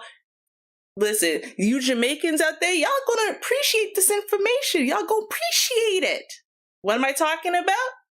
Well, I'm talking about the sky high prices of Oxtail and why it's gotten so sky high lately. Now, here's the interesting thing, okay? This is a story in America, and I don't know if y'all know this, Canadians, Jamaicans, I'm letting y'all know, okay?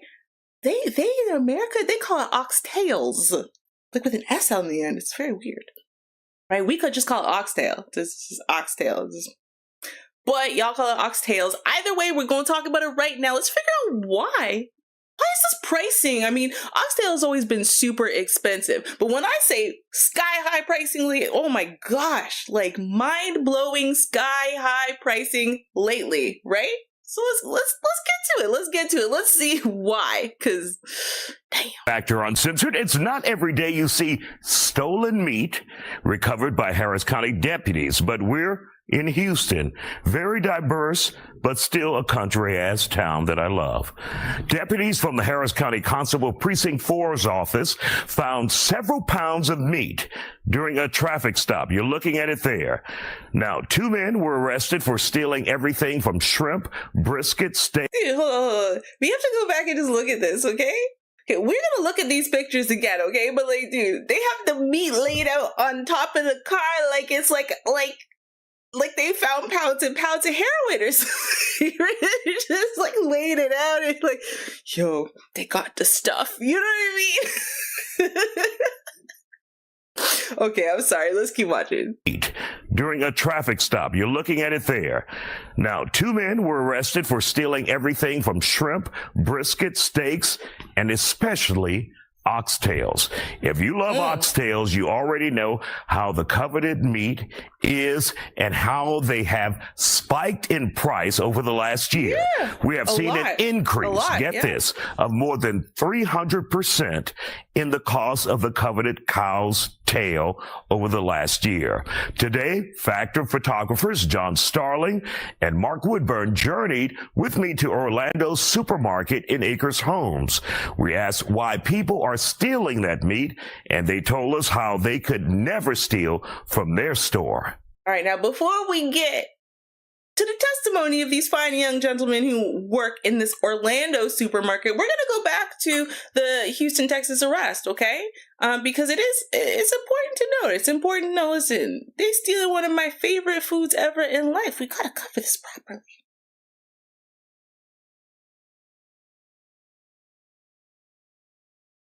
So again, like I said, I told y'all we were going to get to the pictures again.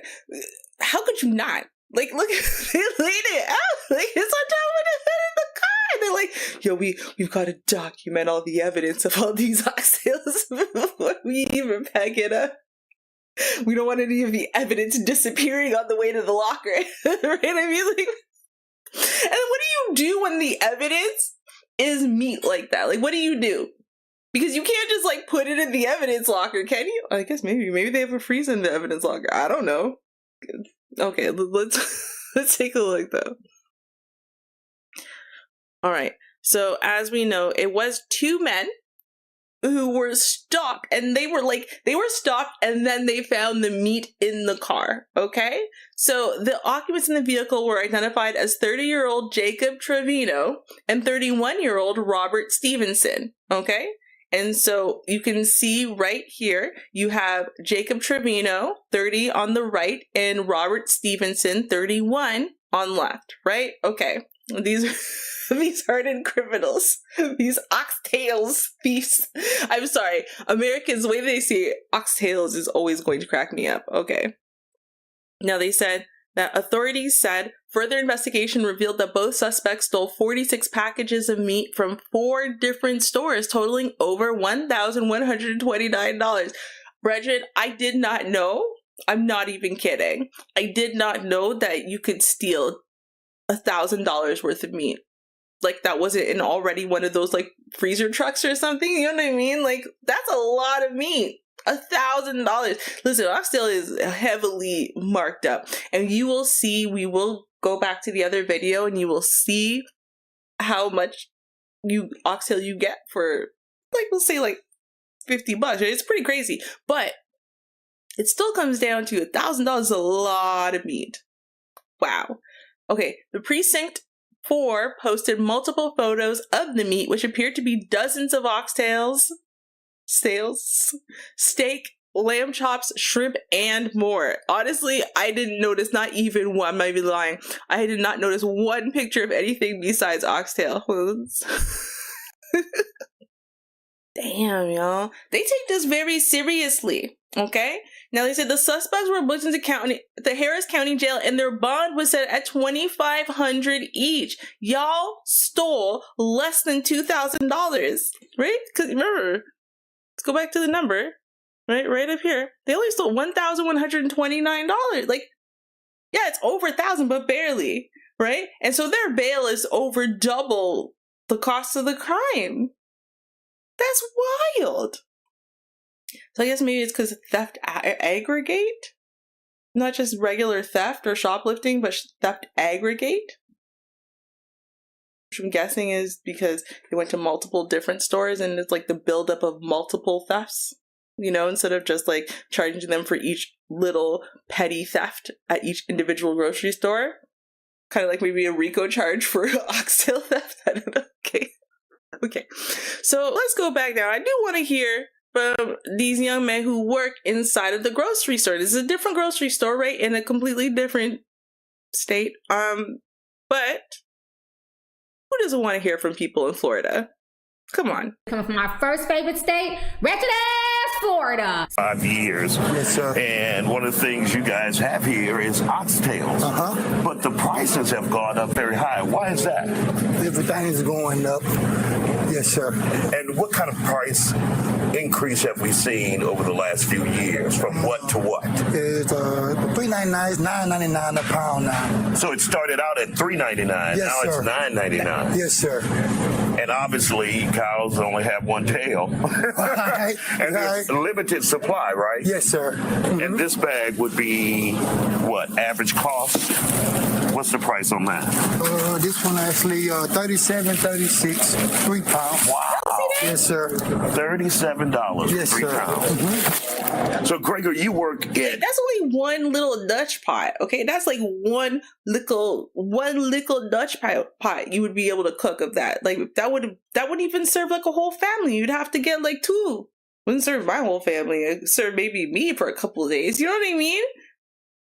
So oxtail is already expensive. You think about it, $4 a pound. That's pretty expensive already. The fact that it's more than doubled is insane. And the reason, just to be clear, that oxtail went from being poor people food that was like cheap as heck to overpriced expensive is because people like Top Chef, Gordon Ramsay, so on and so forth, these types of things, they popularized oxtail. They made it something that's haute couture, right? And so now the food that used to be poor people slave food, right? They can now charge an arm and a leg for our national cuisine, the things that like we are like is our bread and butter, basically. They can now charge an arm and a leg for because the Michelin star chefs have gotten their hands on oxtail and made it expensive. Orlando's too, and in the meat industry. Were you shocked when you saw people stealing oxtails? Yes, sir. I was actually surprised because you normally hear about people stealing clothes and everything else, but to see people actually on the news for stealing meat is something different. That's like very, very different. Times are getting hard, for us to be stealing meat, So yes, sir. And do you see a reason why they would? Obviously, prices have gone up on oxtails from $3.99 to $9.99, but do you see that as a reasonable excuse for stealing meat? There's really never no excuse for stealing, but I can understand why, because you take it from the stores that they get it from, and then you go out into the world and flip it for a little bit of nothing, so it's like a hard life out here, for everybody. So, like people going to the stores and stealing shoes, and then you come back and you don't sell them for a price, you sell them cheaper. So it's the same way, for the less fortunate people, some are probably going to the store and steal meat, and then they sell it for a cheaper price. So I can kind of understand that because not everybody get food stamps. Right. But have you ever thought you'd hear somebody flipping oxtails? No, sir. I've never thought. I mean, everybody loves oxtails, but I've never thought of nobody stealing them and selling them on the streets. No, sir. And you guys have a lot of security here, though, right? The cameras are always watching. Yeah, and then you got us. I mean, what would you and Carlos do if you caught some people stealing oxtails? You got to get past me, Carlos, Mr. Tom. Then you got Mr. Kevin. You got Miss Kathy in the booth. You got Jose. You got Mr. Jimmy. You got a lot of people you got to run into before you make it through that door up there. So you got to go through a football team to get out of here. A whole team, and we're a family up here, So we hold it and we lock each other in, and he got the spray right here. So I'm pretty sure they're not gonna make it past that. All right, Gregory. Good to meet you here at Orlando. Yes, sir. Keep an eye on the oxtails. We will. But I mean, let me know what y'all think about this Oxtail theft ring. I mean, do y'all think that the people who are stealing it are the most at fault? Do you think the supermarkets and their crazy markups are the most at fault? Do you think Michelin star chefs making our supposedly poor people food super expensive are at fault? Do you think that poor people buying it off of, the back of a stolen, of a truck or whatever, right? Obviously stolen produce, but at the same time, finally maybe at an affordable price, because who could afford $9 a pound when you're trying to feed a whole family? You know what I mean? Y'all let me know what you think. Comment down below.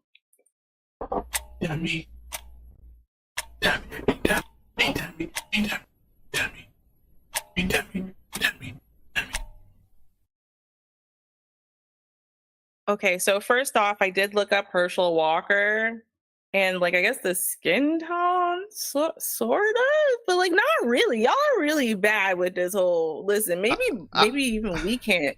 I look like I said it. I look like I got called at this point every black person, except for light skin. I have not been called light skin people yet. So. All right. So I wanted to, because I looked into it after. If y'all noticed, in the video, I was like, maybe aggregate theft charges is because they went to multiple stores. Because remember, they weren't caught in the commission of the crime, right? They actually just got, they knew the crime had been committed. They got caught, they just got pulled over on another, reason, probably a taillight thing, wanted to do a stop and frisk kind of thing, whatever. And then they just saw the unruly amount of meat in their car, and that's how they got caught, right? So theft aggregate, it's not like they got caught shoplifting in the moment at one of the stores. So to give you guys, it's a Texas law. It's section 3109 of the Texas Penal Code, and aggregate theft occurs when an individual commits 2 or more thefts pursuant to one scheme or continuing course of conduct, whether from the same or several sources. So under the law, these types of thefts can be combined and considered to be one offense. The dollar amount of the aggregated loot will determine the grade of the offense, right? So it's kind of you're just a shoplifter, and it's just a misdemeanor if you just stole, a few $100s, or even I think it's theft under 5,000 is just a misdemeanor, right?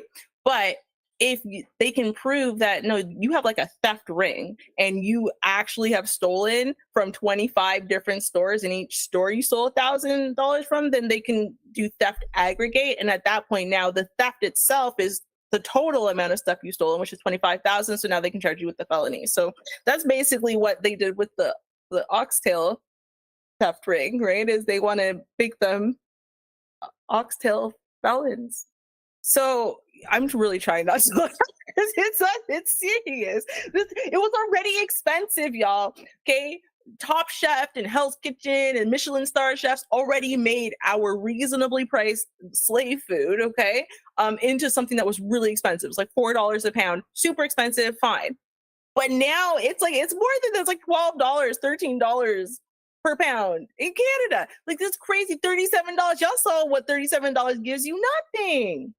Right. And it's because of these people, because they know that they can get a bunch of people to pay them whatever, as long as it's less than it is in the store. Right. So, it's not it's a victimless crime. I'm a victim. When I had to pay I won't say an arm and a leg again, Amy. Okay. When I had to pay. Ruby says she a victim. Ruby says she she says she a victim. I'm a victim. Listen, when I had to pay with the shirt off my back, okay, we could change my terminology, right, the other day for Oxtail, right, and it was an insane amount of money just to get 2 little servings of Oxtail, right? I'm one of the victims. I'm a victim, okay? So based on that, now I'm a sad victim. And see, look, now there you go. Next time they want to look up black light-skinned girl with micro locks, it's gonna be sad. No, but for real, right? It's crazy. I don't know. I think this is absolutely crazy that now food pricing has gotten so out of hand that we have theft rings for food. What do you think, Sal? They still in cooking oil, as Vonda said. Now they still in oxtail. Listen, it's getting it's getting wild out here. Shout out to Vonda for that. And we have Great Pill. You got here kind of late, but we're doing branding today, and you can't just say that the black men are still in the oxtail that work at the store. Damn.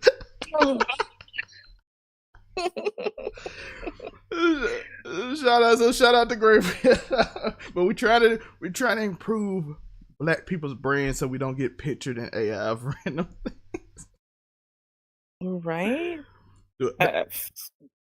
Sorry, go ahead. I would just say Vonda said do oxtail come boneless.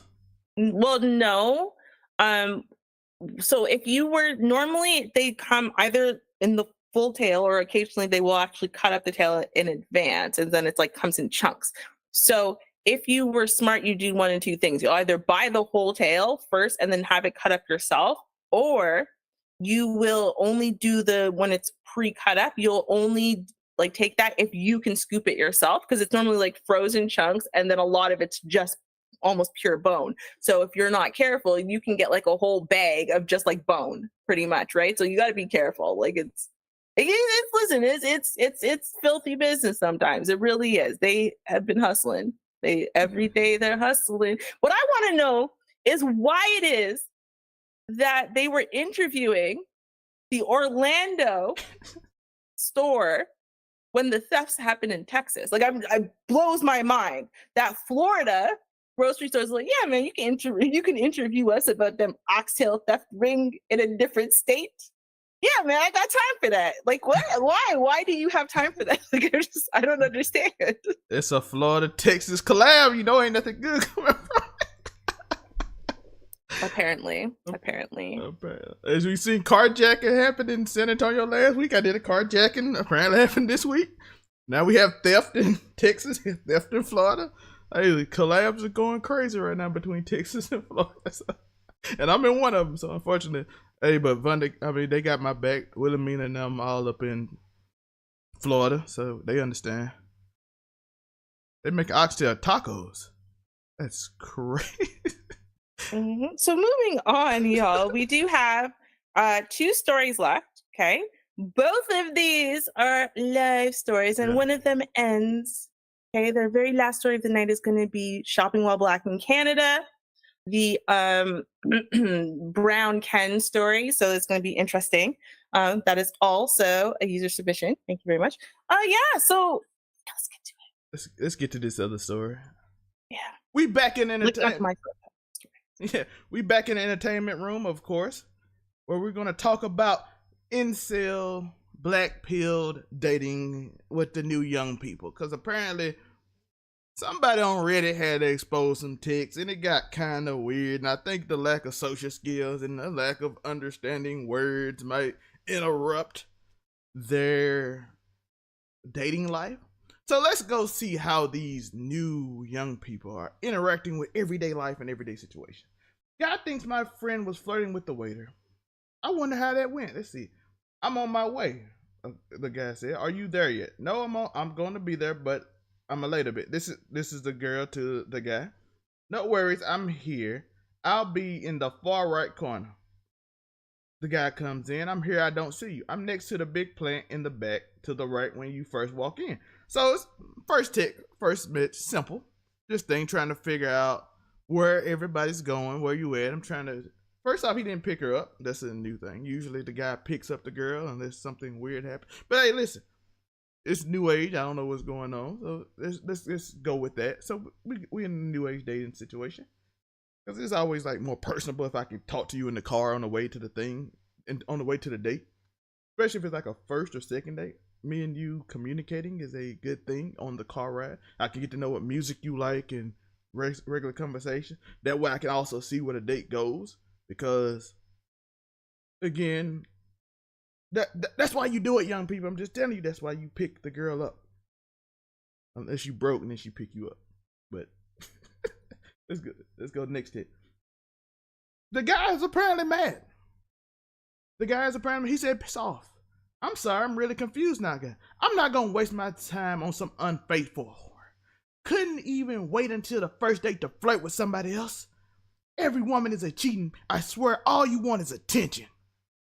This went left. We went from, oh, where are you at? I don't see you, to, oh, you are evil. You are evil. All you want is attention.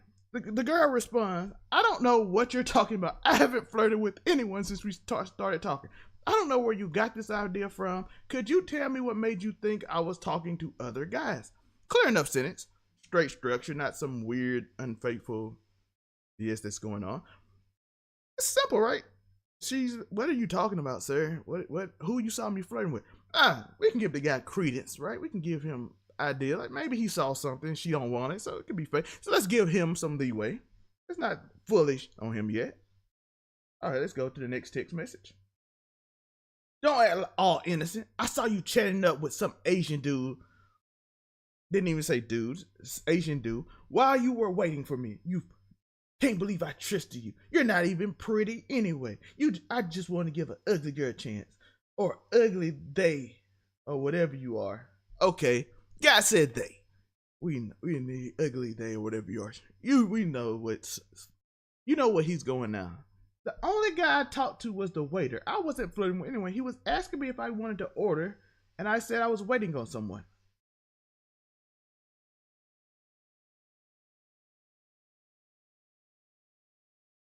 He was asking me if I wanted to order. I said I was waiting for you. Why are you acting like this? Whatever. Lose my number. You'll never find another guy like me. Ruin your chance with you would ever have. I bet that guy's small. Have fun, never feeling real pleasure. Don't message me again. He'll leave your ass and you'll come running back to me. Sir, you are breaking up with her. You are I feel like I need music. I never liked your flat. Anyway, don't leave me on red. Okay, so now she's not responding and he's mad again. All women just like bad guys, so they cheat when they meet a chill, nice guy. Whatever, I never liked her. Don't leave me on red, you bitch. Listen, we gonna go back to Ruby because we gotta have a whole discussion on every social cue that this guy completely missed in his story. This guy just went off on some weird rant that had nothing to do with anything.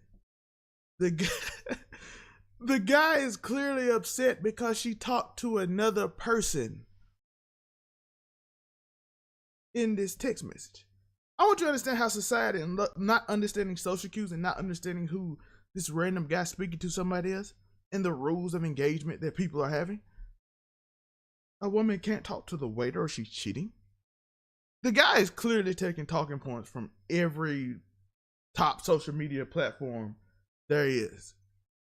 You know what I'm saying? There is a whole thing. I'm gonna go back to Ruby right now. We're gonna have a discussion on this because I don't want this to be too long because I could just go in for a little bit. So we're going back to Ruby. We're leaving the entertainment room to talk about this new space that we have. Ruby, what was that interaction? Why did he say every talking point that I heard over the last few months with no reason to use it? Like he just went left. Well, it's incel culture. The thing is, we have to remember that a lot of younger people, right, or a lot of people who are socially inept are getting almost all of their information and all of their cues from online, right? So the problem is that they are going to places like Fresh and Fit podcast, who's then telling them that every little thing that a woman says that you don't like, every little thing that a woman does other than worship you and your D, everything, whatever, all of those things are signs that she's a modern woman, she's a this, she's a that, she's gonna this, she's gonna that, right? She's terrible. And remember that all of those things that, you just figured out, oh, well, these are signs she's a modern woman whore. Okay. And then on top of that, you're also told that the modern woman whore, well, she's gonna do this and that and that and that and that and that and that and that and that to him. So and then they tell you to preempt, right? Or they tell you that, dump her before she dumps you, because trust me, she's never gonna be your girl, it's just your turn. So on and so it's like they're living in this world that has nothing to do with reality. They're living in a world that has everything to do with what these supposed pimp guys who are in the 3 digits, 4 digits of body count, right? That's who I mean, of course, we all know, absolutely know that Walter Weeks, if he's in the double digits, I would die of shock. Not even kidding. Same thing with Myron, right? But like, apparently 487 on the dot that you remember every one of. It may be true because he might have a receipt for all 487. No. Well, the thing is, okay, I've met guys who count. I remember when Champs Sports, okay, at Square One used to be the place to be, and I got a job there because only the beautiful people got jobs there, and I was like 15 and I got a job there, so I felt really cool. Anyway, so one of the guys was a little bit older than high school. One of the guys was like a popular footballer in my school. And either way, those two guys used to count and they were in competition with one another, right? So one of them was like in the 90s and one of them had, broken 100. They were like 103 or something. And so they were counting. They were having these discussions. But if you looked at the guys, you'd be like, yeah, I believe you. Do you know what I mean? They're very, very, very popular, very attractive type guys. They're sports athletes. They've got the social skills. They've got the, like even when they're just talking to me and I know I'm basically irrelevant to them, but, it makes your little heart pitter patter. You can believe them, right? I know that they're in this stupid competition, but if one of them had asked me out, I probably would have forgotten myself and said, yeah, let's go on a date. Not like forgetting that it's just to, try to get their notch count up. So the thing is that you can tell, like, there's no one who's accidentally getting that much play. Okay. They don't even have like you're a nerdy loser, but it's still cute, or you have intelligence or like something. They don't, or even money, right? Like they don't have anything. They're so obviously lying, but these young kids don't know that. So they're just believing everything these guys say. And part of it's because it's aspirational, because they're thinking, well, they're losers. And if they can do it, maybe I can one day too. Maybe one day a girl will look my way. Maybe one day I will be the one getting the BJ. Do you know what I mean? Like that's really what it is. And they get so disappointed. They have no emotional self-control. They have no coping skills. They have no dating skills. They have no communication skills, right? And so overall, they don't even realize how stupid or psychotic that they look. And that's why there's a whole forum in Reddit for r/nice guys, right? Like that's why it exists, just literally for cases like this, because it's so much. Listen, so many. I literally gave dudes the reason why you picked the girl up, so you can find out more about her. Life gets much easier once you find out more about the person you like. It's much easier. That's what the car ride is for. It's simple. It's less awkward instead of just sitting across from each other. We can communicate, we can text and do all things. I'm pretty sure this dude has not texted her because he sounded crazy. It was just like a first date. Apparently, I read on the bottom they met through an app, which is the first sign that it's not going well. So, you listening? So like, I can't remember exactly which episode it was, but on Shar Willie's channel, Just Ask Shar, I think it was probably last year, if not it was the year before, or the last year she was doing stuff.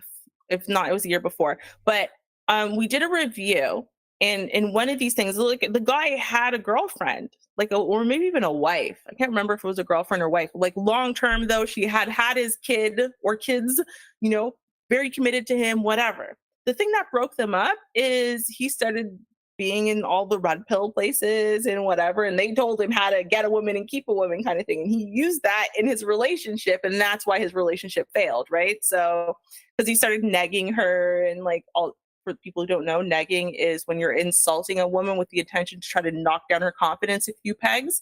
But it's like a very specific way that you would do it, because you don't want her to hate you. You want her to want to try to raise herself in your view, right? So it's like negging is like, I'm going to knock you down a few pegs, but also tell you like, hey, well, maybe I might be able to see you as an 8 if, there's like a thing like that. But I mean,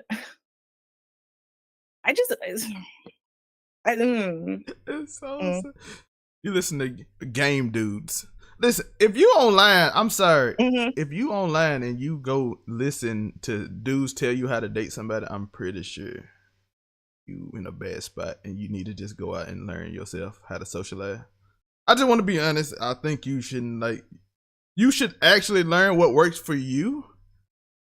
I almost got offended like Sharp going like I know. No, trust me. I would be advertising it. It would be all over my community tabs and everything. No.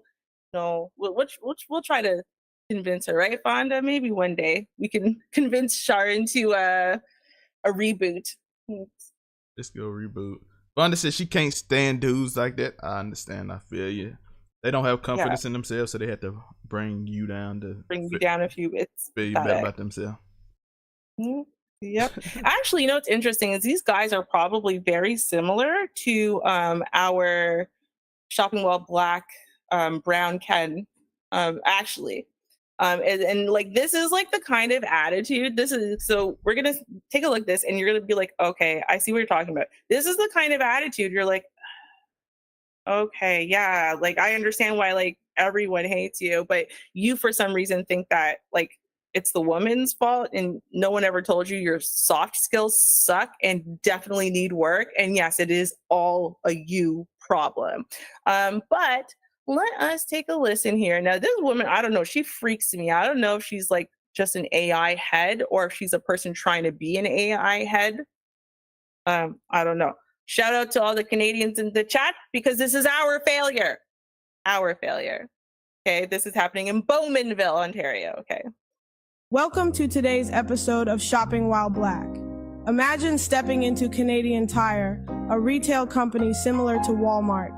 After shopping around like any normal customer, you get done paying for your items and head for the exit. But when you get to the door, you're in for a surprise. A loss prevention employee who would do anything to be accepted by the others in society is accusing you of being a thief, saying he saw you with his own 2 eyes swapping a drill. The employee, you know, the guy who's 100% sure he saw you swap a drill, then takes the imaginary accusations to another level. He calls the police as instructed by a fellow Trump supporter. Then imagine asking to see yourself stealing on the many cameras posted around the store, only to be told that the aisle you were in doesn't have any cameras. Make it make sense. Shocking, right? Over there, you were swapping the drills. I was swapping the drills? Yes. You saw me swapping the drills? Yes. Okay, call the police. He do not need his business. What did you say you saw a while ago? You want to talk to him, he's the lost person. Oh, yes, sir. Yes, sir. I saw you over there. You were swapping the drills. I was swapping the drills? Yes, I saw you swapping the drills. Okay, I want to see the video. Let me see the video. It's me. Yeah. I just want to see the video. Yeah. Yeah, no problem. I just want to see the video. No problem. Yeah, man. You saw you doing it. Oh, you saw me doing it? Yes, I saw you. Swapping gel? Yes. Yeah, so you guys don't have any video? You saw you doing it. There's no video. Really? Okay. So, you saw me swapping the gel? Yes. Okay, let's go around here and okay, you know what? Just call the police. Okay, sure. Yeah, for sure. You can explain it to them. Absolutely. Yeah, let's do that. Yeah, let's do that, Canadian Tire. Let's do that. Yeah. So for those of y'all who don't know, Canadian Tire is kind of like it's like an auto store meets Walmart, sort of. Okay. And to be clear, Canadian Tire is notoriously racist. Okay. They make rules and then like flagrantly apply them only to like people of color, especially Black people, especially Black men. They are so racist. Like the things that they will do to like, it's like, okay, they'll make a rule, for example, that students, like children, like high school students and middle school students and whatever, are not allowed to carry bags into the store, right? Fine. Or like during Christmas season or whatever, a lot of stores say you can't bring bags in. Fine, right? But like this would like to be the middle of summer. And one time my ex, who was a grown man, okay, not a child, not coming out of school, it wasn't school hours or whatever, happened to have a backpack on. It wasn't like a big old school backpack or whatever, right? And he's very obviously a grown man. And yeah, they literally accosted him and like threatened to try to get him arrested for theft or for attempted shoplifting.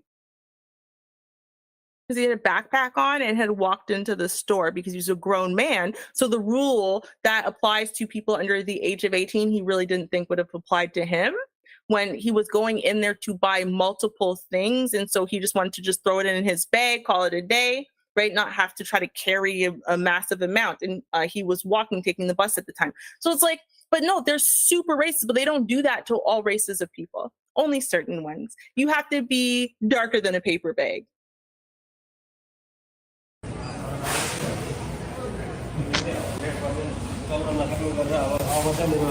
What you want? What you guys want me to do? You want me to stay here until the cops come, right? Okay, no problem. Can I go and check the color code in my vehicle? I need to get the color code. I love this guy. I need to get the color code. So as you can see, I didn't leave out with anything. Right? Oh, you're on the phone. Oh, okay. sorry, sir. Sorry. You're on the phone, like, pretending I committed a crime to 911. I'm sorry for interrupting. I'm just trying to figure out the rules so that way you don't try to get me arrested or shot or killed or something for not following some rule that you didn't tell me about because you jumped on the phone to call 911 like I'm some huge threat because someone saw me swapping drills. Is that a crime? Okay. Someone tell me what the crime is. Someone in the chat, y'all tell me what the crime is right now that they're calling 911 for anyway. Because so far, I'm not even seeing that they're saying that he tried to walk out with the wrong drill or anything. They're saying that he was just swapping drills in the aisle.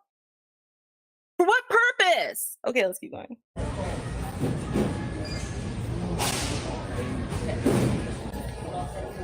Oh, yes, Just Jay, yes. Yep. Oh, you think no? Trust me, anyone who can check not black on a form comes with anti-black prejudice. Real talk. It's what it is. And they really like to be part of the good old boys club. They want to be accepted and whatever. So you know what? Crapping on black people is a great way to do it. Welcome to Canada. Welcome to Canada as a black man. This is what can happen to you. Fact. Then so me swap drill in the Canadian tire. Yeah, then so me swap the drill. So I guess drill can fit in my pocket. Right? Then so me swap the drill and me can't leave. Then call the police. So the police step and then we are coming. Yeah. For what? Because you have a drill where? That's the point. You didn't take it. You didn't take it. I'm not accusing. Do you shop? I'm a shopper. I come, I pick up this, I don't want it, I put it back down. I know. So, if you didn't put it in this... No, I didn't even take up a drill. I wasn't even in the drill section. I wasn't even in the section for drill. Hold on, babe. So, listen, where is the other manager? Because this is ridiculous, and I'm looking around, I'm not seeing any black people in here, so I'm taking the racist card, because look, my husband, Charlie, doesn't have a drill. Hold on. This customer... Listen, let me talk. This customer says he saw my husband swap a drill. No, he works here. You work here? He takes up a drill, he put it down, and he says he's trying to save money. Okay. No, that's what Hold on. No, he says he's trying to save money. He didn't walk out with a drill. He didn't try to... say that. This is his trial. Yes. He didn't walk out with a drill. He didn't try to purchase a drill at a cheaper cost. So why the hell are you accusing my husband of anything? If I'm shopping, I pick up something, I don't want it, I put it back down. I'm looking for another one, I pick it up, I put it back down. You're out of the way. You know that. People shop. It'll be all on camera.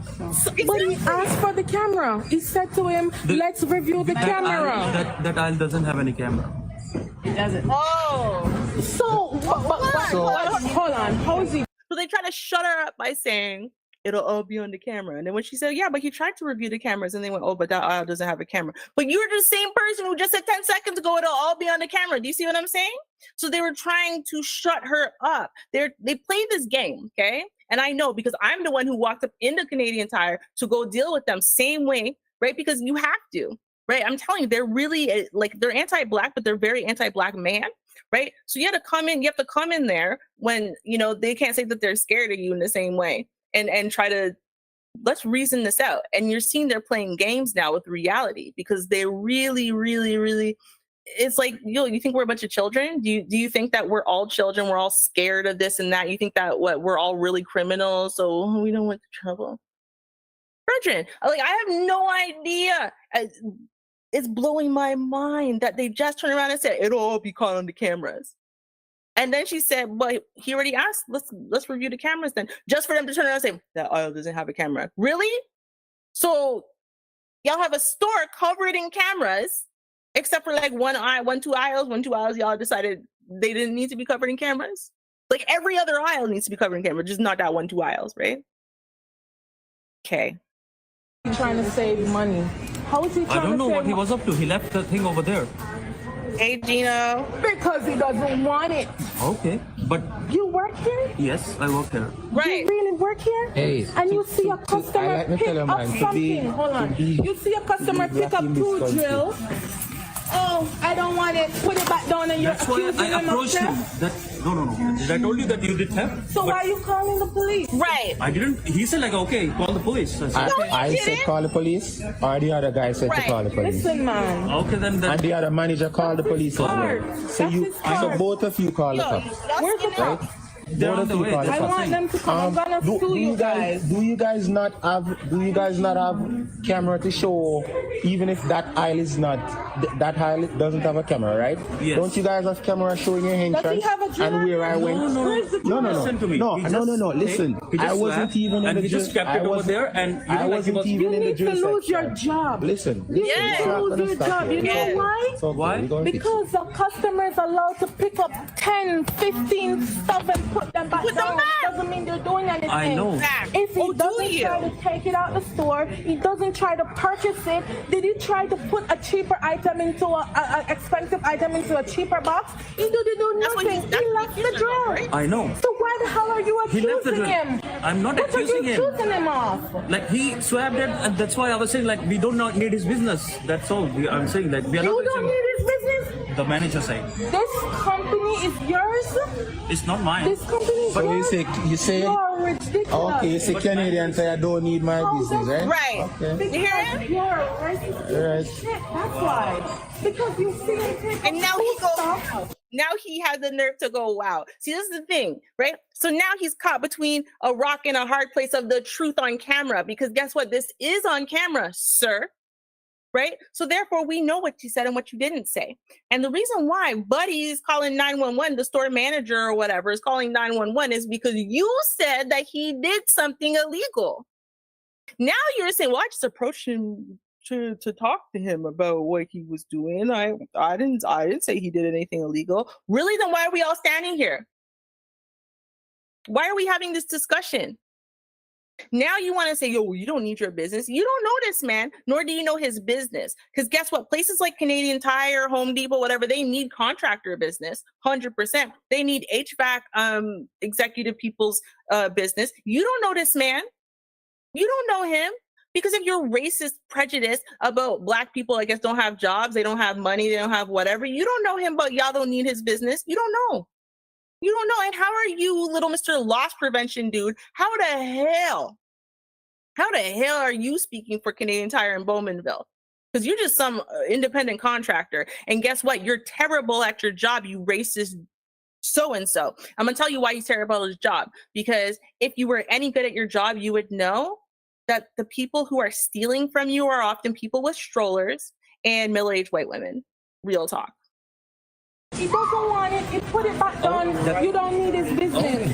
That's what I'm saying here. Like that's what my manager wants, right? That's what the manager wants. Well, now that's what your manager wants. I'm just doing my job. I Canada gentleman. And bought some stuff. I'm gonna bring them back today too. It's your wish. It's your wish. This is not your store. You're out of line and you're racist. Out of order. Like Black people have no money. You feel like Black people are slaves. I'm same as like you. Like See, we have the same skin. You guys Why are you saying like black? You feel like Black people can't shop around, so the moment you see a Black guy pick up something and put it down, oh, it must be up to something. Okay. Really? He must be up to something. I didn't accuse him. I said like. So what you did? But his intention was not good. No, you accused him because you said he wanted. Oh! But his intent, I didn't accuse him, but his intention wasn't good. Really? Isn't that still an accusation?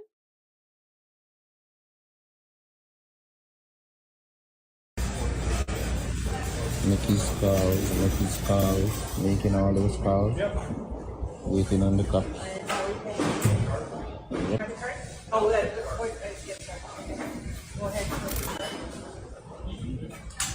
That's my trolley over there that he just pushed out.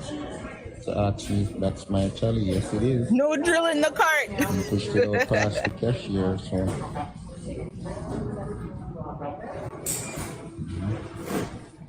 This is disgusting. Just disgusting. How long before the cops get here? Pardon me? How long before the cops get here? Yeah, he does. No idea. You don't have any idea? I just called them. My manager just called them. So they're saying they're on their way. Who's gonna pay for this all this time that wasted? Right.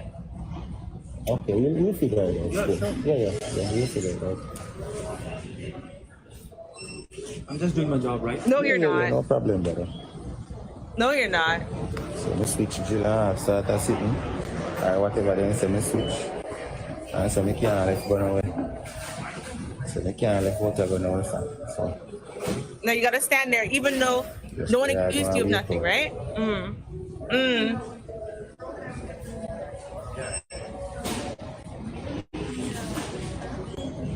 He's saying that we should sign. I should sign that I don't want to come here anymore. Whatever they said that I did, he wants me to admit that I did it and sign this that I if I have to come here again, I'll be trespassing. Right? The entire Canada, Womanville. I tell you. Bro. Alright, a lot of people are having those. Yo, and no. I have no doubt at all. I know this happened because I've watched it happen here. So, and I mean, here is in Bowmanville is like a few hours away drive. I've seen it happen literally in the one that's 5 minutes down from the street from my house that I've literally been going to since I was like 5. Okay. So I've absolutely watched it happen. And Canadian Tire is notoriously racist, notoriously. But Vonda said that she needs to find a clip of a video that she saw where a white woman was stealing from a store and a black woman told her to put it all back and she thought the black woman was loss prevention. Facts. I actually remember that video. But yeah, no, it's true. If you actually do the statistics and whatever, it's normally middle-aged women, okay? And normally women, but people generally, but women, often white women with strollers. Normally the theft is happening in the middle of the day. It's actually happening when traffic is low, not when traffic is high. Like these are actually things that loss prevention should know. The fact that he doesn't know this tells me he's absolutely trash at his job. The fact that he's trying to operate with the black man stole it. And hey, let's just pin something on the black man. That tells me he's trash bucket at his job. Let us all make this video go viral. So dude over there who just told us that he has the same skin, even though he's very racist against it, loses his job because he shouldn't be in that position, should he? As to what happened when the police came, asking if the police came, asking if I signed or not. I want to go live, to share all the details, but I'm taking some legal action. And I just don't want to put too much out there because I don't know who's listening. I'll definitely do that in the near future. It's your girl Lit Mob TV Portia. Like and share. I'm gone. I don't know if that means she's a person. I don't. Holy, that AI scared me. I know, right? She just popped up. Absolutely terrifying. She popped up at the end fast too, with a different voice. I'm like, what's that? I was trying to catch it. I was. It didn't work out. Yeah. But I don't know, y'all. Like, listen, and this is the thing. This is where again we need to recognize that racism is not only in America, and it doesn't only come in like white hoods. It doesn't. And it's as Just Jay is pointing out, like, yeah, he sounds exhausted. He is exhausted. He's been sitting there probably for hours because they're not coming. It's not an emergency, right? Yeah, For what? What did he do? They wouldn't even come for that. They'll wait until somebody just free randomly and be like, "Hey, go take care of it." They said some dudes swapped out drills. They don't have a camera evidence. We ain't worried about that too. Like it's so disingenuous. It's so dishonest. Like he didn't oh, you were swapping drills. I saw you. Okay, let's go look at the evidence. No, let's just call the police. Why are you afraid of looking at the evidence? Like, do you see what the problem is? Like, yo, I would be right there. I would have sent my wife. He should have sent the wife to go stand inside that aisle because that's, bro. It very much feels like, oh, there's no cameras in that aisle. Oh, so what are you gonna do? You're gonna try to make some evidence? Because I don't understand why we're not going to go look at the evidence right now. Why? Because I'm gonna have it on film, bro. Like, we're gonna have to do some follow up. I will do some follow up, try to find the rest of that story. Hey, maybe we can find this gentleman and I can convince him to come on my show. You know, let's go. West Indian. You know what I mean? Let's go. We need that. By the way, for what Ruby said, being an assistant manager store, you actually trained that. Yes, middle-aged white women walk this store with a big thing. They come on a big buggy and then they like put everything back, but they don't put everything back. It's like a weird technique they do. Like, they'll do it all of it, and then you'll see a lot of stuff in there, and they'll be like, I don't want all of this. They putting it somewhere. I'm telling you, they putting it somewhere, and they putting it all back. Like, oh, I put all this stuff. That because basically what I was trained to, that they do all that because you see a lot of stuff, and then you see it put it back. You don't think about it no more because you're like, oh, they put it. They start putting something back, and then they like, okay, thank you. I didn't really want all that. My money didn't come through or some excuse, and then you be like, exactly. She done took like 6 items that she really wanted, but just try to throw you off. That's what that's what I was trained they do. So I was like, oh yeah, they get a big buggy, put a whole bunch of stuff in it, just take the 5 items they want out, and then I'm just putting this back. Okay. Exactly. No, and that's really what it is. And no matter how much the stats show that is almost always who's doing the shoplifting, they're always going to bypass that woman who has 1,000 things inside of her stroller and tucked into her bra and whatever, to go and bother the innocent Black person standing right behind her, right? Like, that's just what it is. In fact, to the point where they actually time themselves. I remember I used to watch it happen. They would try to time themselves so that way they would walk out right before a Black person or immediately after a Black person, thinking that, you know, if the alarm goes off, that will target the Black person, not her, which is true because she's just an innocent middle-aged mom with a white baby. How could she be a criminal? Right? Of course that doesn't work for Black moms. They don't think we're less criminal just because we have a baby stroller. In fact, if anything, they probably think we're more. I don't know. But yeah, y'all. Fun fact, before Ruby, I know we're going to end the show. Before that, I do got a quick story because shout out to my friend Quack. Y'all ain't going to know who he is because I ain't going to give his real name. His name was Quack. And he had a white friend. And they literally gained the mall when I was in college that they literally plotted this. Where the white dude and him would go out at the same time. And they always picked him. And the white dude and him would split half of the stuff when they stole. But they would run game because they would always let him go and put him up. It's like, I'm like, I don't know how y'all don't notice this happen every 2 weeks. But somehow they would pick him up and thank you, sir, you can go on. And the white dude would just walk off with all the stuff. And they would just put him on the thing. He had nothing on him. But he was part of it because it was part of the game he ran with the white dude. And I'm like, oh, so that y'all running game like this on it, and it keeps working at the same store. Yeah. Sad but true. Well, y'all, I think we've finally come to the end of our saga today.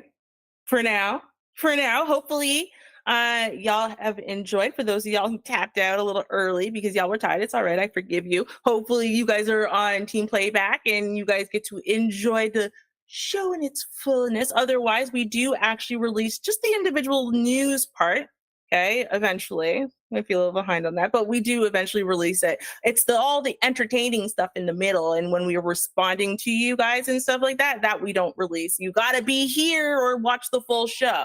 Okay. But thank you very much. I mean, geez, so many wonderful people came through, you know, Aunt Amy, I can't believe you made it. You were like literally here at the beginning. You made it from beginning to end and you're brand new. Thank you so much. You know, like we had Peachtree, we had like so many people. Wes was here earlier today. Gray Pill dropped in for a little bit. We had Judge Jay, who literally was lighting up the chat just now. Vonda tiptoed in here nice and late. Mama Rubes was here. She definitely was here, Judge Jay. I'm just saying, she was here. She commented like 2 minutes before you asked where she was. I don't know. He's sleeping already for you. You know, like we just had so many people. Don Teasy, we had Mama Bell, we had like y'all came through. Y'all were on fire tonight. I appreciate you guys so much for supporting us as we try to build our little baby channel and our little baby news thing into something big and grand and wonderful. If you guys have story suggestions, you could submit them. I'll be that news at gmail.com. Okay. If you guys have like suggestions for how we could make this show better or whatever, again, I'll be that news at gmail.com. If you would like to be interviewed or do like a one-on-one on our channel, email us. I'll be that news at gmail.com. I know it's so confusing. There's so many different places to email. I'll be that news at gmail.com. Otherwise, oh, there we go. Rosalind's here. So I thought you were sleeping, honestly. I really did. Shout out. You know, like Shard, Music, like dude, so many people.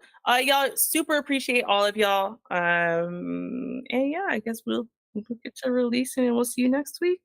Anything over there for you, Zal? Consistent 10 to 11 people the whole night, sometime 14. I thank y'all. I appreciate y'all. Like I say, we're growing. We're trying to do positive news stories, not just everything. You know, we'll get into it. We'll dive into it. We'll dabble, but we ain't trying to. We're trying to show y'all a different thing that you don't see. Shout out to Just Jay. Didn't see her what she does. So shout out to I'm not snitching on you. You did nothing wrong. Just Jay did nothing.